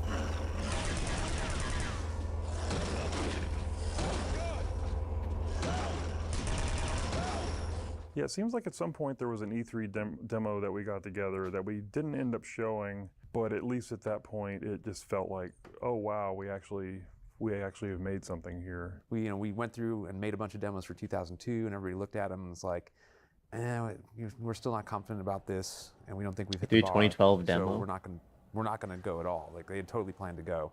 And then when 2003 rolled around, I just remember everyone was still terrified. We were like, okay, how are we going to craft everything we've had into like a number of messages about what this product is? And like, we came up with like the core theme of each one of these movies. Oh, do be careful. We didn't really understand at the time, I think, the embarrassment of riches that we had. We looked at it from two angles. One was a set of technical features, a sort of conceptual listing of things that we thought were important, you know, like physics and things like that. And then the other side was content-based. What areas of the game were innovative, what areas of the story we thought were compelling, which characters we thought were worth people paying attention to. And so it was an interesting sort of marriage of which features and which content. There's a whole art the into like best what to show and showcase everything. For all those things. A lot of what was in the demos was rendering technology, but I think the stuff that felt the strongest to most of us at the time was really physics-based. I mean, that wasn't super consistent in games yet. So something looks like wood, then it sounds like wood, scrapes like wood, floats like it, and if you shoot it, it'll fragment like wood. To people at that time, it was I mean, that pretty looks mind-blowing nuts, just to yeah. watch Just things- that's be something able to new. pick things up, knock other things over, use things in a way that felt true to a three-dimensional reality. Maybe it's on those videos, I don't remember, but people were gasping and, you know, hitting the people next to them because they couldn't really believe what they were seeing on the screen. There's no limitation on the complexity of those interactions. So it's this level. You kind of hear it in the background there. That's crazy. That's awesome. Opens the door to a wide variety of new gameplay mechanics. This will run on my 486. You know, that person who was talking about a 486, like obviously it's just about, like, you must have a supercomputer behind, like, how are you even doing this? What is going on?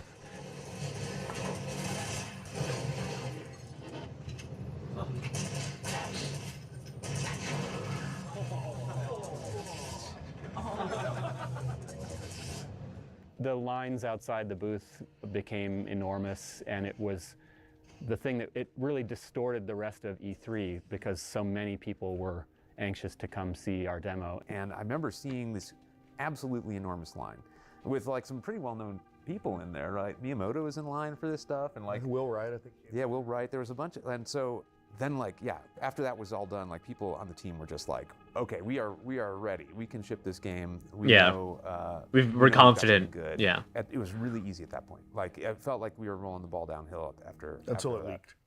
Until it leaked. Uh-oh. The heck?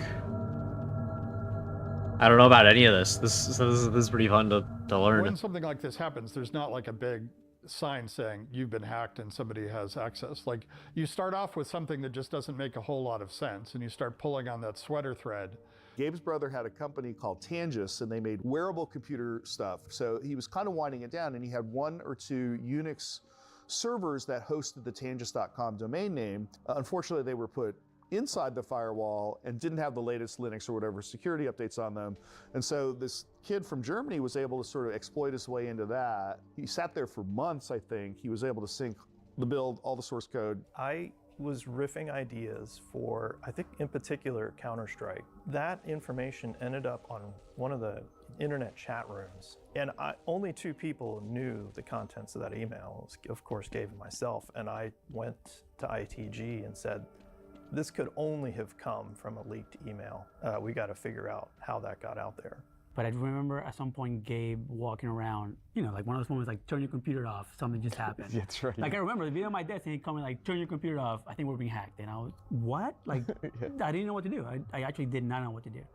I remember that morning and figuring I mean, it out. it still happens. Like it sucks. You know, it's like the bit in movies where, like, after an explosion, they'll have a scene where someone's like staggering around the street and everyone's like, what's this mean? Like, can we still keep working on the game? Yeah. Like, is someone just going to release the whole game tomorrow? And I don't know if the guy who hacked it intended to. I think, he showed it to friends. He intended the wide distribution. He showed it to friends, and then one of his friends posted it somewhere. Yeah. Unfortunate. Yeah.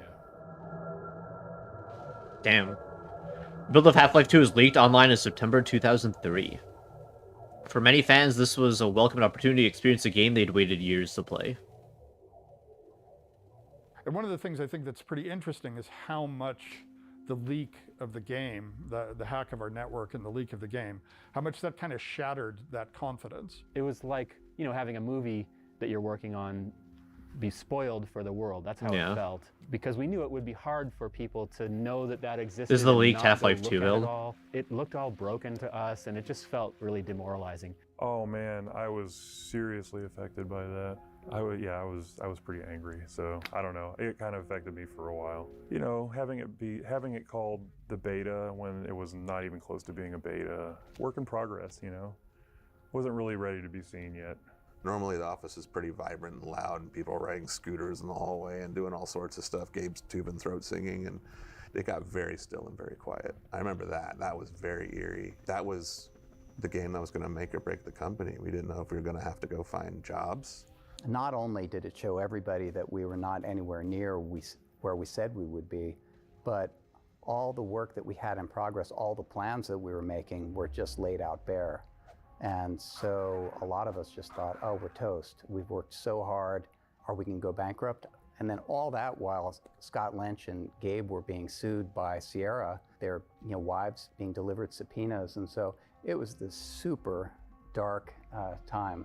Mm-hmm. So there were 2 interesting threads going on. One was, traditional law enforcement intelligence agencies, and they were doing their thing and issuing subpoenas and seizing devices. And then we asked our community to help us out. And I think Axel Gembe started to realize that he was being tracked down by the community, right? Okay, so they Everything know. essentially, it was an They open knew. source investigation. Like, so you could we see know that who it they were is. Getting closer, and that's when he reached out to me. Of course, I was insanely furious with him, but we ended up running this sort of scheme with him where I was like, oh, wow, you must be really good at security issues. We should have you come out and interview. And the FBI was going to arrest him when he got off the plane. And then apparently the German police sweep in right as he's about to leave, because it turns out he's also guilty of a bunch of bank fraud. And Oh, yeah, woof. and all that He had kind of hacked into a stuff. bunch of huge companies over there as well, and so they were already well aware of him. How much it harmed us financially, or like how much the success of the game was harmed by that, very debatable. Yeah. It was hard for us to go through internally, but in the end, I wouldn't have wanted to have it be a whole like law enforcement debacle after that. It just, it wouldn't have really helped anyone. And I'm not saying we should ever be lax about security, but like if we could survive that, like maybe we'll survive anything, because at the end of the day, the special sauce was everything that happened. It's crazy to think at that time they were so worried, and now Valve is like one of the biggest companies in gaming out there. I mean, Steam is entirely, it just controls the PC gaming marketplace. It just does. People are like trying to get a piece of that pie, and I think only Epic has at least vaguely been able to get any of it. And that's just because they have Fortnite, I think. So people like kind of have to go through. Otherwise, I think almost everyone else has kind of started just bending the knee, like that was trying to fight alongside it or like fight against it. They've all sort of just started bending and been like, all right, we understand we're going through your launcher now. Just because it's so good. And I mean, now the company is... I mean, the physical company itself isn't big, but it's like huge through like sales and all the games they've created and everything, and the amount of money they've been able to rake in. Like, it's kind of crazy. Like, looking back at how they were, like, unsure if anything could keep going anymore. And that how if they did, you know, they did stop, then, God, how different things would be. But between the moment of that leak and when we actually shipped, and if you look at that version of the game, it's just so not what the final game ended up being. And so it's even usually if not. Our competition had all the source code and that executable, they're still not able to produce Half-Life 2 from it, because the company kept moving forward, and the company was the interesting special sauce. While most of the studio worked on Half-Life 2, a small incubator within Valve was developing a piece of software that would have a large impact on the future of video game distribution. Steam.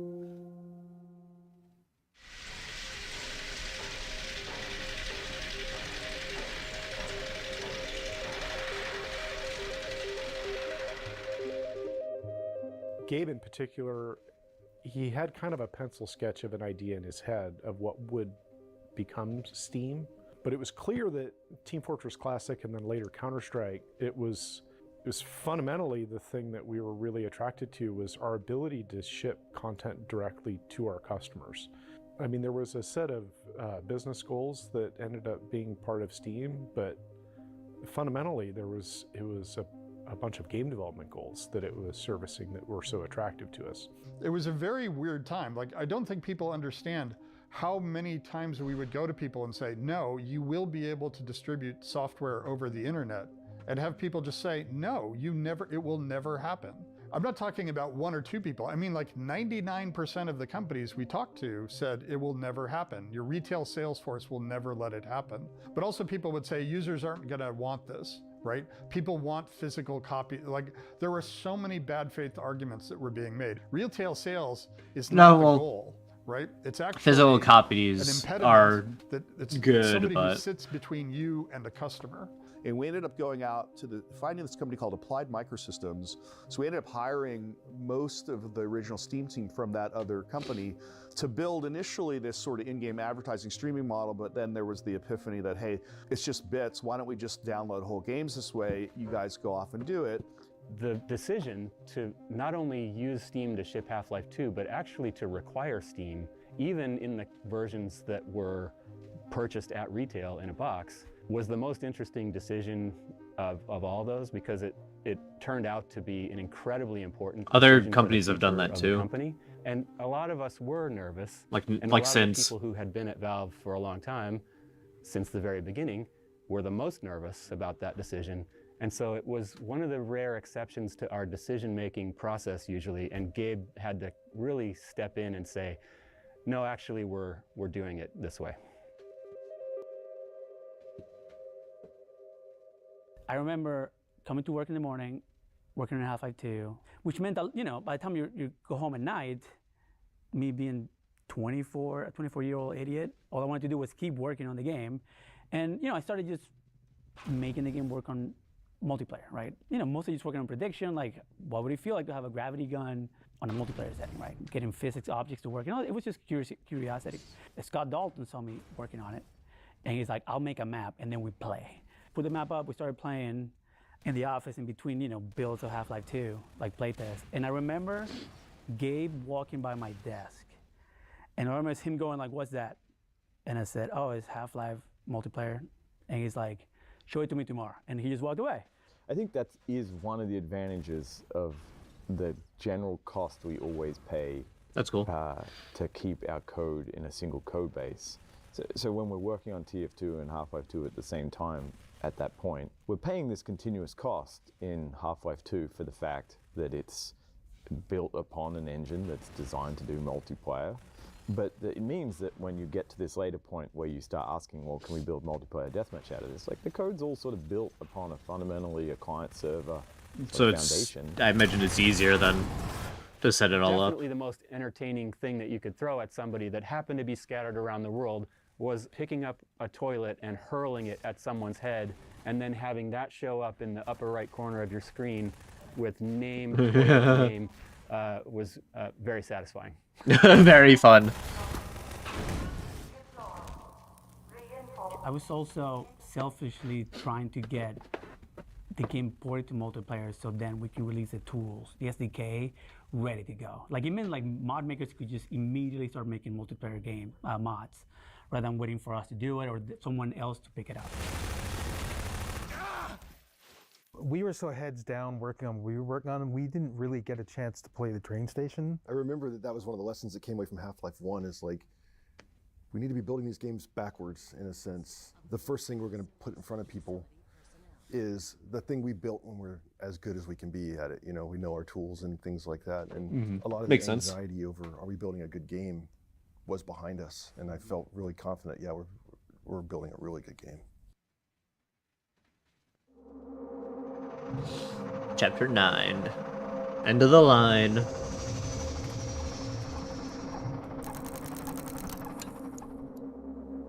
We're entering the Gare d'Austerlitz. We've come back around to the beginning now. It's very important because it's one of the main inspirations for the train station of City 17 where the player starts. The reason why I'm using a Parisian station produced by Eiffel, who did the Eiffel Tower, is that there's an identical station in Budapest. Train station's the last bit we worked on, right? Yeah. And we always want to build the start of the game late, as late as we can, because we understand our game at that point.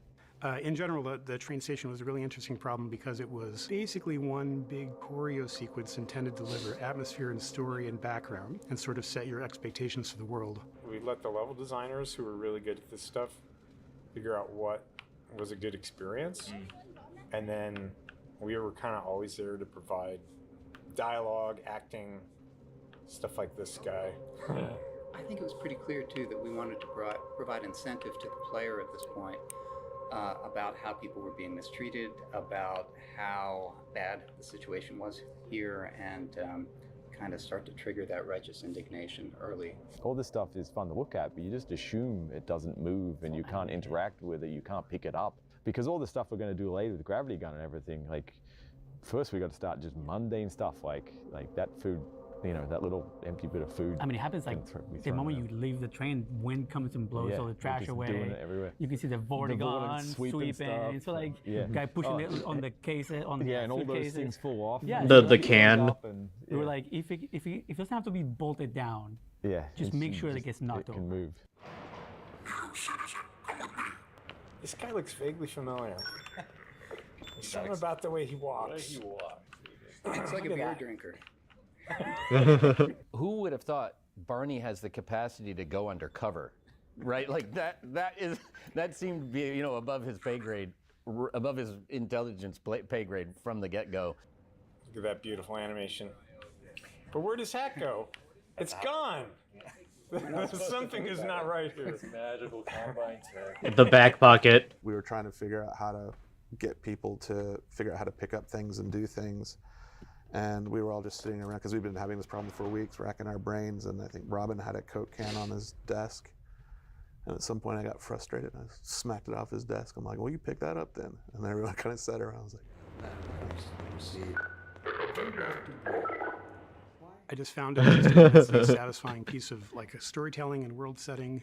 You know, we got to use our physics tools and the choreo tools, and all of those things blended together into this very simple, clean moment. Like the Can Cup is perfect also because while it's teaching you how to manipulate objects, it's also telling you something about the Combine themselves and the Metro Cops. And your relationship. Right? Yeah, so like it was a twofer, right? We got those two at the same time. Physics is going to be a big part of our game. By the time you left train station as a player, like you understood that and you come to appreciate it.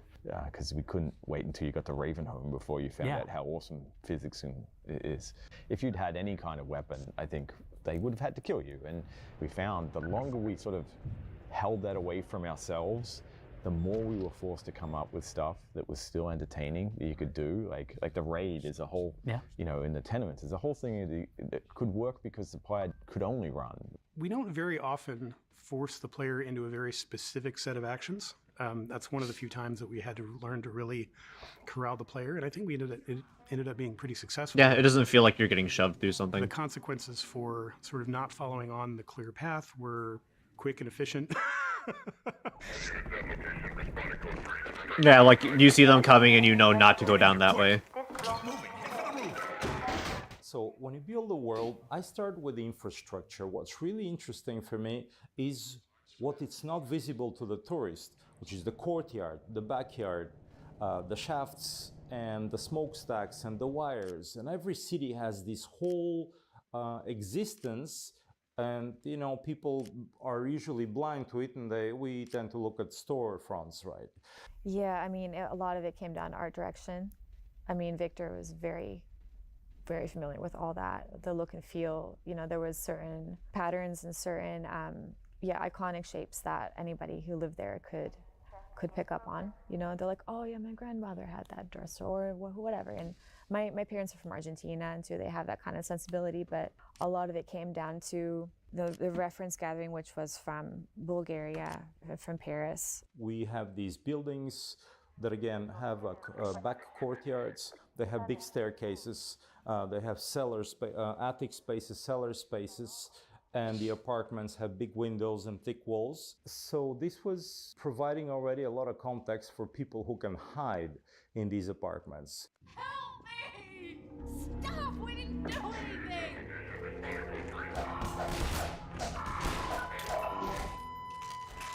They'll be looking for you now. You'd better run. I remember that we wanted to have the player see proof that the Combine were evil people. Yeah, they have not to that they see were it. gray in any way, that they were objectively the bad guys. And then we had it to where you go upstairs, and then we really carefully and intentionally framed the reveal of the world to where you see the Citadel front and center, and it's clearly in an alert state. The four of us, the City 17 Cabal, we've done City 17, which is a bunch of hard problems. We've done Ravenholm, which is a different set of hard problems. We were like, I don't know, 4 months from trying to lock down the game or something. I mean, it was really late. I may have the dates wrong, but it was really late. Mm-hmm. And there was a bunch of gameplay that was in there that hadn't really received a lot of like development. We were coming from working with pretty much every tool in the game in C17 to going back to you have like nothing now. And metric ops. Not much really. So John Guthrie and I absolutely love exploding barrels, so we just used them absolutely everywhere. Just had some fun we with set it. them up. We loved ragdoll magnets and physics. It's just one of my favorite tools. It's basically you have a point in space that when a character dies, they turn into a ragdoll, and then you have a ragdoll magnet that says, okay, if there is any ragdoll in this radius, pull towards me, and then you can give it a strength. And so if somebody dies in an especially dramatic location, you can have an especially dramatic death. And we just use that absolutely everywhere. I mean, you can use it to just pull someone directly down. So in that bridge, the train bridge, I put magnets directly beneath their feet, so it looks like they just, like the planks beneath their feet broke and they just fell directly down. I mean, they died from a broken plank, which doesn't make any sense, but they looked pretty cool. It was so... Yeah. That's the more important part, is it feels good. Because we didn't want feels and looks good for the player. We have a lot of time to have a lot of bugs come out of it.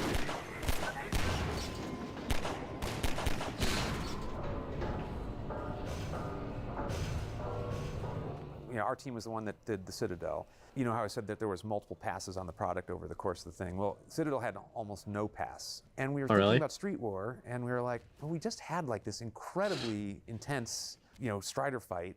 How are we gonna outdo that, especially when we only got a month to do this thing? We then came up with the idea of like, well, what if we made this just be your god, and this is the reward? You've won the game, enjoy. We're gonna like break all the rules and let you be god for a little bit. Picking up, you know, the enemies as ragdolls and throwing them around really came out of that development tool, because you could pick them up and move them around, and people are like, I don't know, that's pretty fun. Why can't we do that in the game? It was either a week or a day. It was incredibly quick. I had every single mechanic of the Citadel mocked up. The Combine ball was actually a very, very heavy watermelon that would bounce around and eventually break up. I had spikes in the wall that you could skewer them on. We had electric fields that you can throw them in. We had the zero-G fields that they would get stuck in. And we had ripping off the machines off the walls. All that stuff all came together within an incredibly short period of time, just a couple days. Very shortly after that, people were like, you know, we were having a real hard time with the AR2's alt fire. So maybe we'll just steal this because it's kind of cool and we'll bring it earlier in the game. Okay. Game development never does this. It never like just materializes out of nothing in that short a time and is just something that everybody's excited and happy about. And it just, it felt really good to be a part of that. Well, the team was working hard to get Half-Life 2 ready for release. The studio is still bleeding funds due to the lawsuit. I started working on trying to find another source of funding to keep Valve going.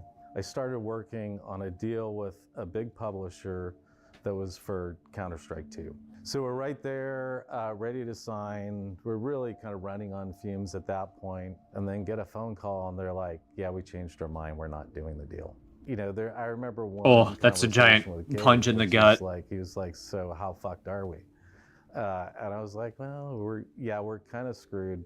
We could probably reformat everything that we're doing, but it means we'd lay off people. And we still had the huge uncertainty of what is going to happen in the lawsuit. Immediately started chasing another publisher and were able to get a deal done with another publisher for Counter-Strike 2. When we got the deal done, Gabe at that point was super into knives. And as the deal gift for the parties, he built a knife that was inscribed Counter-Strike 2. And so the deal structure was, after we ship Half-Life 2, if you decide that you don't want to keep moving forward, then you can just decide to terminate the deal and we'll pay the money back. That ended up happening. So maybe a good choice because it took us a long time to ship Counter-Strike 2. So that we got done in probably May of 2003. And then through some more depositions, Vivendi figured out that we had gotten this new infusion of capital and kind of lost their mind trying to figure out how did that happen, because it was clearly part of their strategy was, you know, running us out of money. But what we decided was, hey, let's focus on the real nub of this and the thing that's going to lead to a resolution. Getting the judge to decide that we were right about the cybercafe business, and also to decide that we were right that if you were distributing these properties without a license, that's copyright infringement. You know, we had asked for information about what they were doing in Asia, including Korea, and they, I think, to try to make our lives more difficult, produced a big chunk of documents in Korean, that were in Korean. I mean, everything from email to contracts to you name it.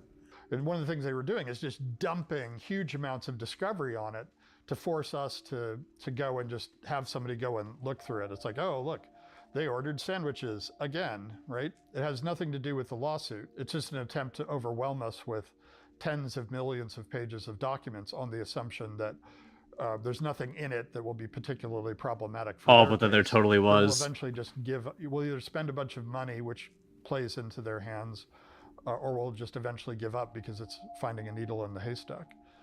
And then we found the needle in the haystack, and that changed things quite dramatically.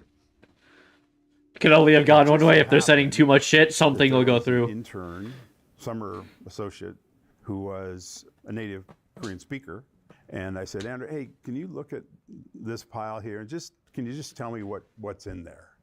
I would guess that particular intern probably went through a couple thousand documents that day, and only one was consequential. And they said, well, there's these other emails between these vice presidents where one says something like, hey, we destroyed those Valve documents like you asked.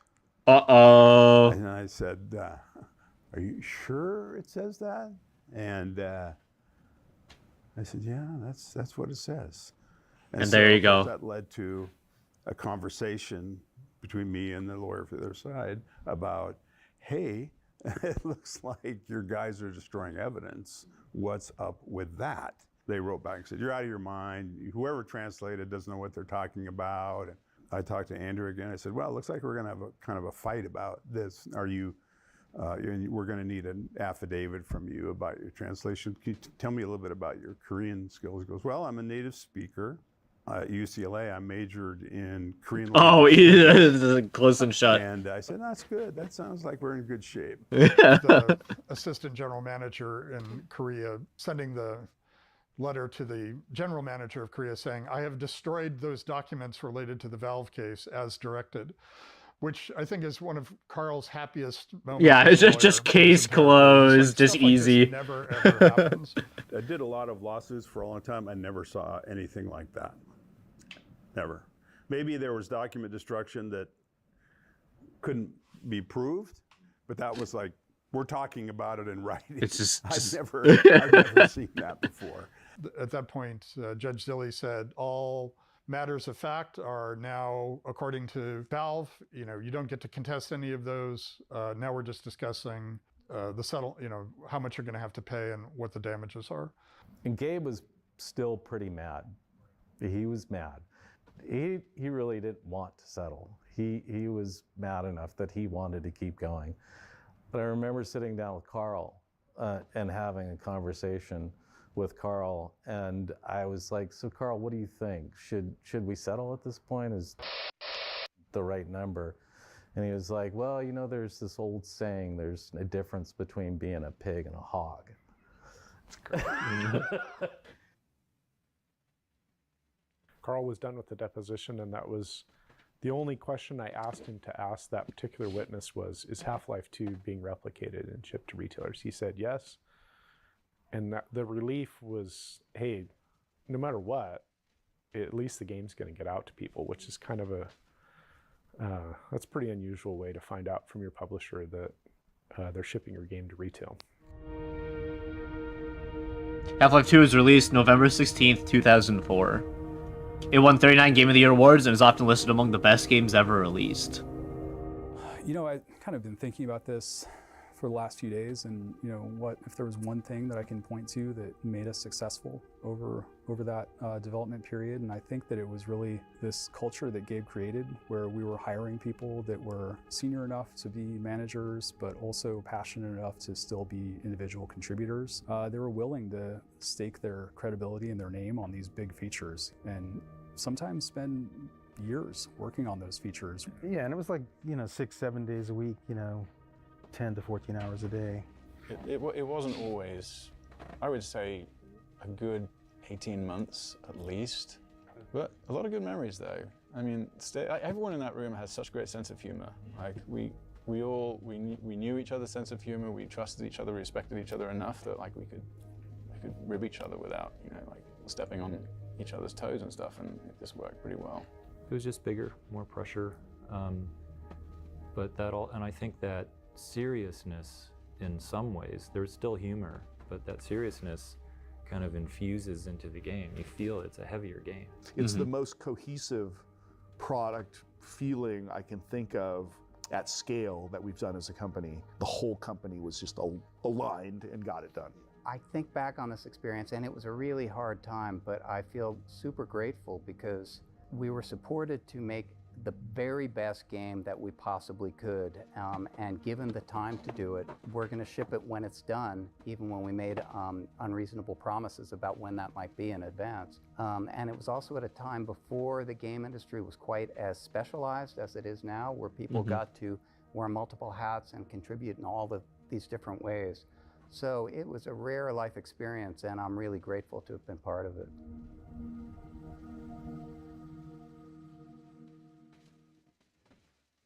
Alright, we're on the epilogue, right? The episodes. Alright, we're approaching.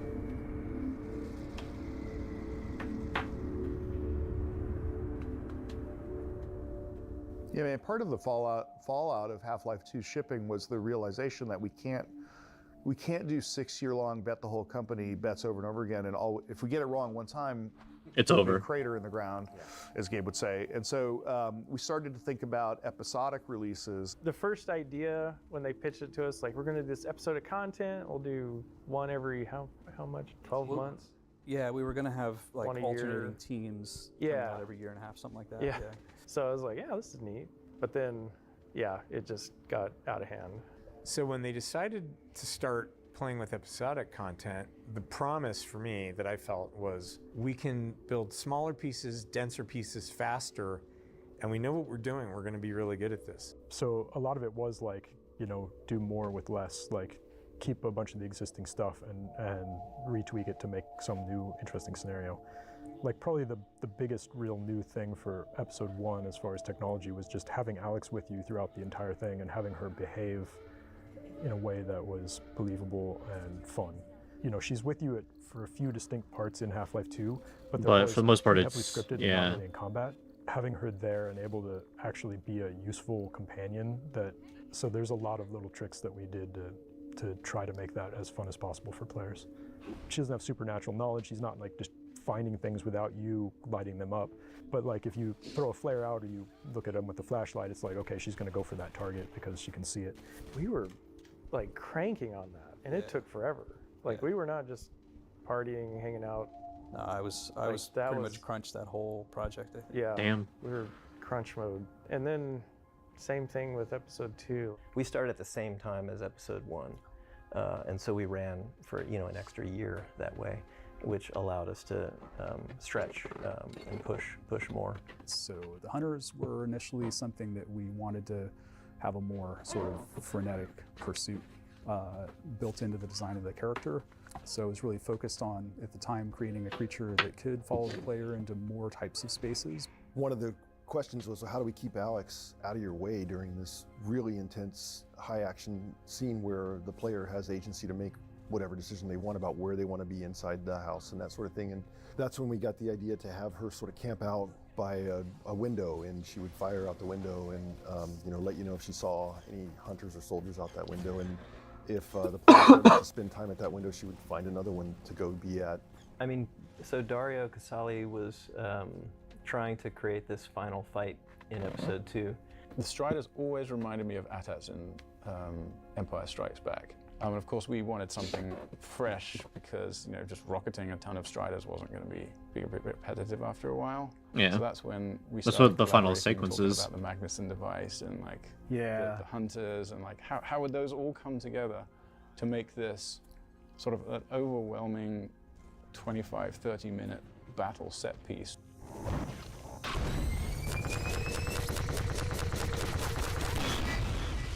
The citizens and the hunters, and to a lesser extent the Strider, are all secretly in cahoots to create this like tension, because like what we always wanted was like, gotten the Magnuson device on the last guy, are you going to be able to shoot it? Oh my god, the rocket's going to be destroyed, and then like boom, you hit it, so that when everyone comes out running, you really feel heroic. You have the car and you have a big space and you're not Mhm. guided anyway. You have to go and take care of this threat. I kind of don't remember Whatever you episode think 1 is very well, best. honestly. I think it pays off. It makes the. I feel like I remember player the fun. base I did game this pretty myself, well, and and I then wasn't 2 by pretty a well. designer at all because we Like gave them episode so 2 many options. better. You can kill the hunters with driving the car into them. You can pick up a log and throw at them. You can pick up a Magnuson device and throw it too soon, and they'll shoot it down. You have to learn. Oh yeah, I have to kill the hunters first. You can use rockets to kill the hunters. Like you have options, and you have time and you have space. But we dial the tension and the pacing up pretty slowly over time. Yeah, especially as they Yeah, it's destroy pretty cool, stuff. All the kind of cinematic destruction stuff that happens in there. It was so hideously faked because basically we would send a Strider who would do that sort of the low scuttling run, and he would just sit there and wait, just staring at this building until the player could see the Strider plus Yeah, the until it was building. framed up He would correctly. literally sit there forever. But we dial the tension and the pacing up pretty slowly over time. The playtests we like the most is when the Strider's, he's getting ready to shoot the rocket, and then the last Magnuson device goes off, and then he's done.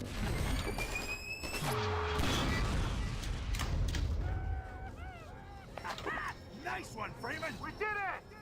We held them off! Like, people were failing left and right, and the team was calling for the map to be cut.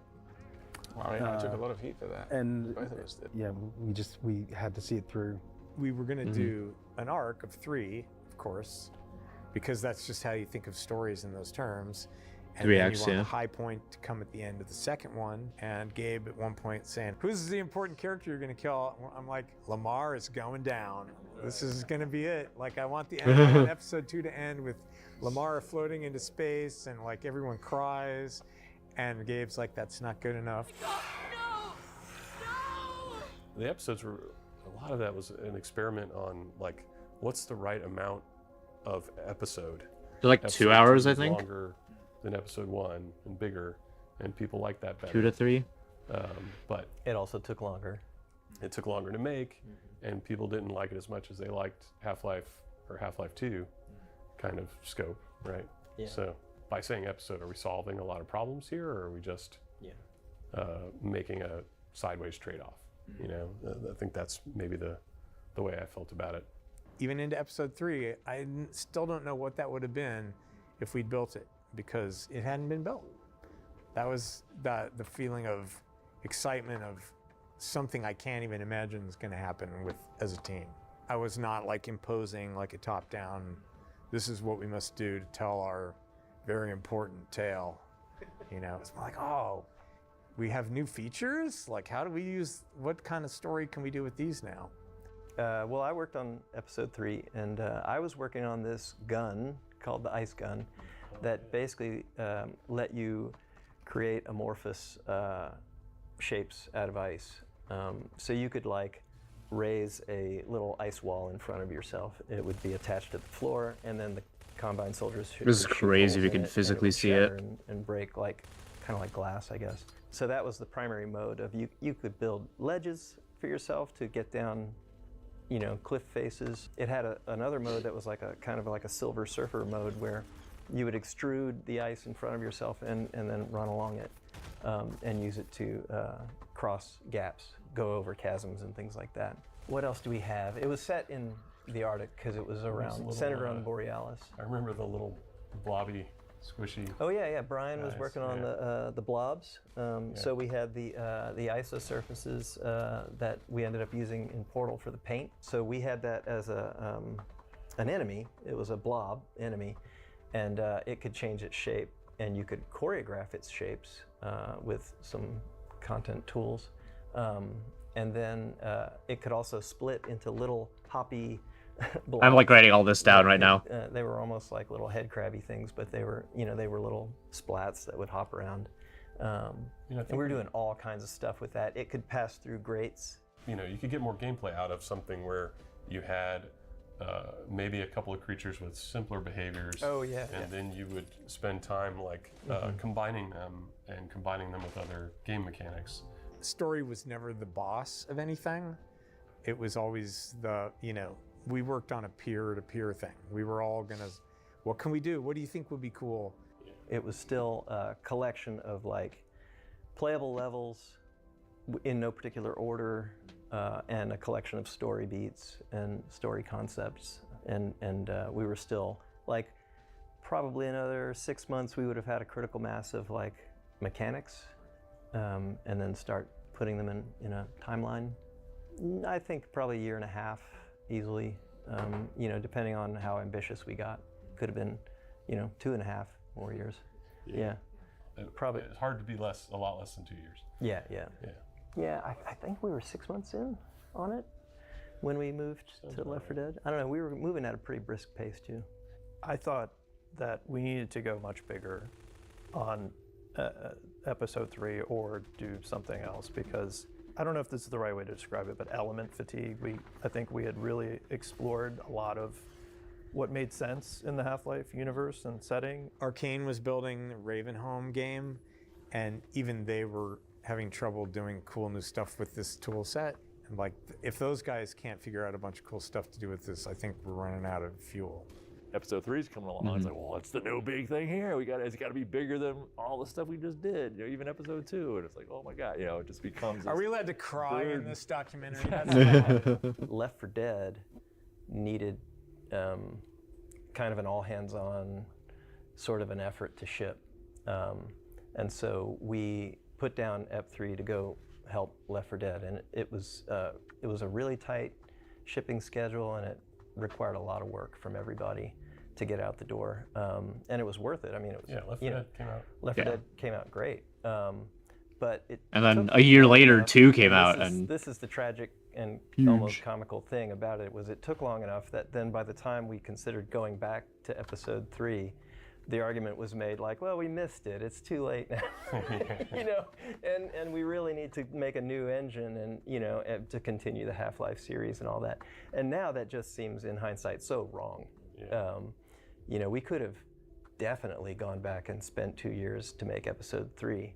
And you can't get lazy and say, oh, we're moving the story forward. That's copping out of your obligation to gamers, right? Yes, of course they love the story. They love many, many aspects of it. But sort of saying that your reason to do it is because people want to know what happens next. You know, we could have shipped it. Like, it wouldn't have been that hard. You know, the failure was, my personal failure was being stumped. Like, I couldn't figure out why doing episode 3 was pushing anything forward. But yeah, I mean, some of those people made Left 4 Dead 2 and then Portal 2. So Yeah, we did other things instead. It's not like that choice would have been free. Right. In terms of the players, like they may have gotten that and not and given up something else. Yeah. So it's hard to say. But a lot of us have been doing Half-Life for 8+ years. Okay. We saw a bunch of really compelling reasons to go explore more multiplayer projects too, because not only just what customers were doing, but internally, you know, we found ourselves wanting to play a lot of multiplayers. It sounds silly to say it because we're a relatively big company that has a bunch of stuff, but we're not that many people. There's 300. I was saying, the physical company itself is small, but what they encompass is big. You know, people are passionate about Portal, people are passionate about TF, people are passionate about Left 4 Dead and Half-Life, and you know, CS and Dota, Deadlock. I mean, there's a lot of things there, and you know, I also work on our hardware, so I've worked on Steam Deck and the original Steam controller and a tiny bit on VR. Unfortunately, for any decision we make, somebody is going to be unhappy, but hopefully we're making a bunch of people happy with the choices we do make. If it weren't for the episodes, there'd be no such thing as Dota. And I know that sounds really weird, but it was the things that we learned in developing the episodes that led to, you know, Team Fortress, to more rapid updates. I think everybody that worked on Half-Life misses the working on that thing, but it's also hard not to be like, man, I've seen every way that you can fight an antlion or, you know, whatever. And so you want to, like, you know, get some space away from it until you can come back to it with fresh eyes. It was easy to think about. I'm gonna re-listen to that because I'm writing stuff down. I want to make a video on this. To more rapid updates. I think everybody that worked on Half-Life misses the working on that thing, but it's also hard not to be like, man, I've seen every way that you can fight an antlion or, you know, whatever. And so you want to, like, you know, get some space away from it until you can come back to it with fresh eyes. It was easy. Some space and come back to it with fresh eyes. Cool. Easy to think about VR being a vehicle for Half-Life because that was a big technological innovation and kind of a core reason for that product's existence. And I think, like, one of the things we have internally tended to attach to the Half-Life IP is innovation. Gameplay innovation is oftentimes. Ooh, this will help.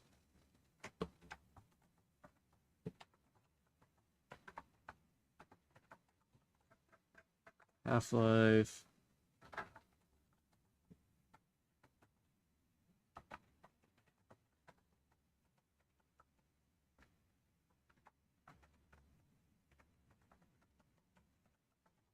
Innovation. Okay. Times enabled by a technological innovation. Clearly, there was a ton in Half-Life 1 and 2, and so yeah, it's an interesting challenge moving forward to, like, think about what that means for future Half-Life stuff for sure.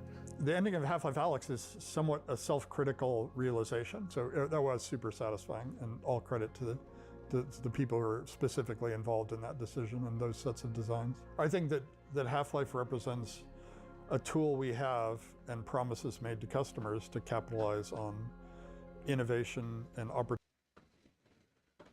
Gabe believes Half-Life is a tool to capitalize on innovation and opportunities. Opportunities to build game experiences that haven't been involved previously. And I think that there are no shortage of those opportunities facing us as an industry right now.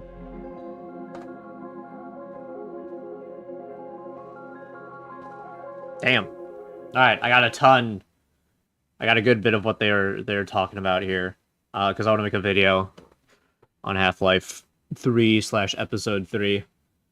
And that, I guess that was the main reason I ended up wanting to watch this, is just to get some of that, but I ended up being really interested in sort of what they had to say and sort of what goes into making a game that was super interesting and super well made.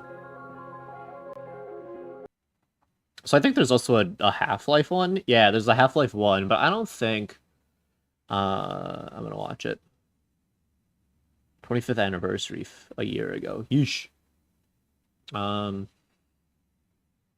Seeing footage of episode 3 feels like finding proof of the Loch Ness Monster.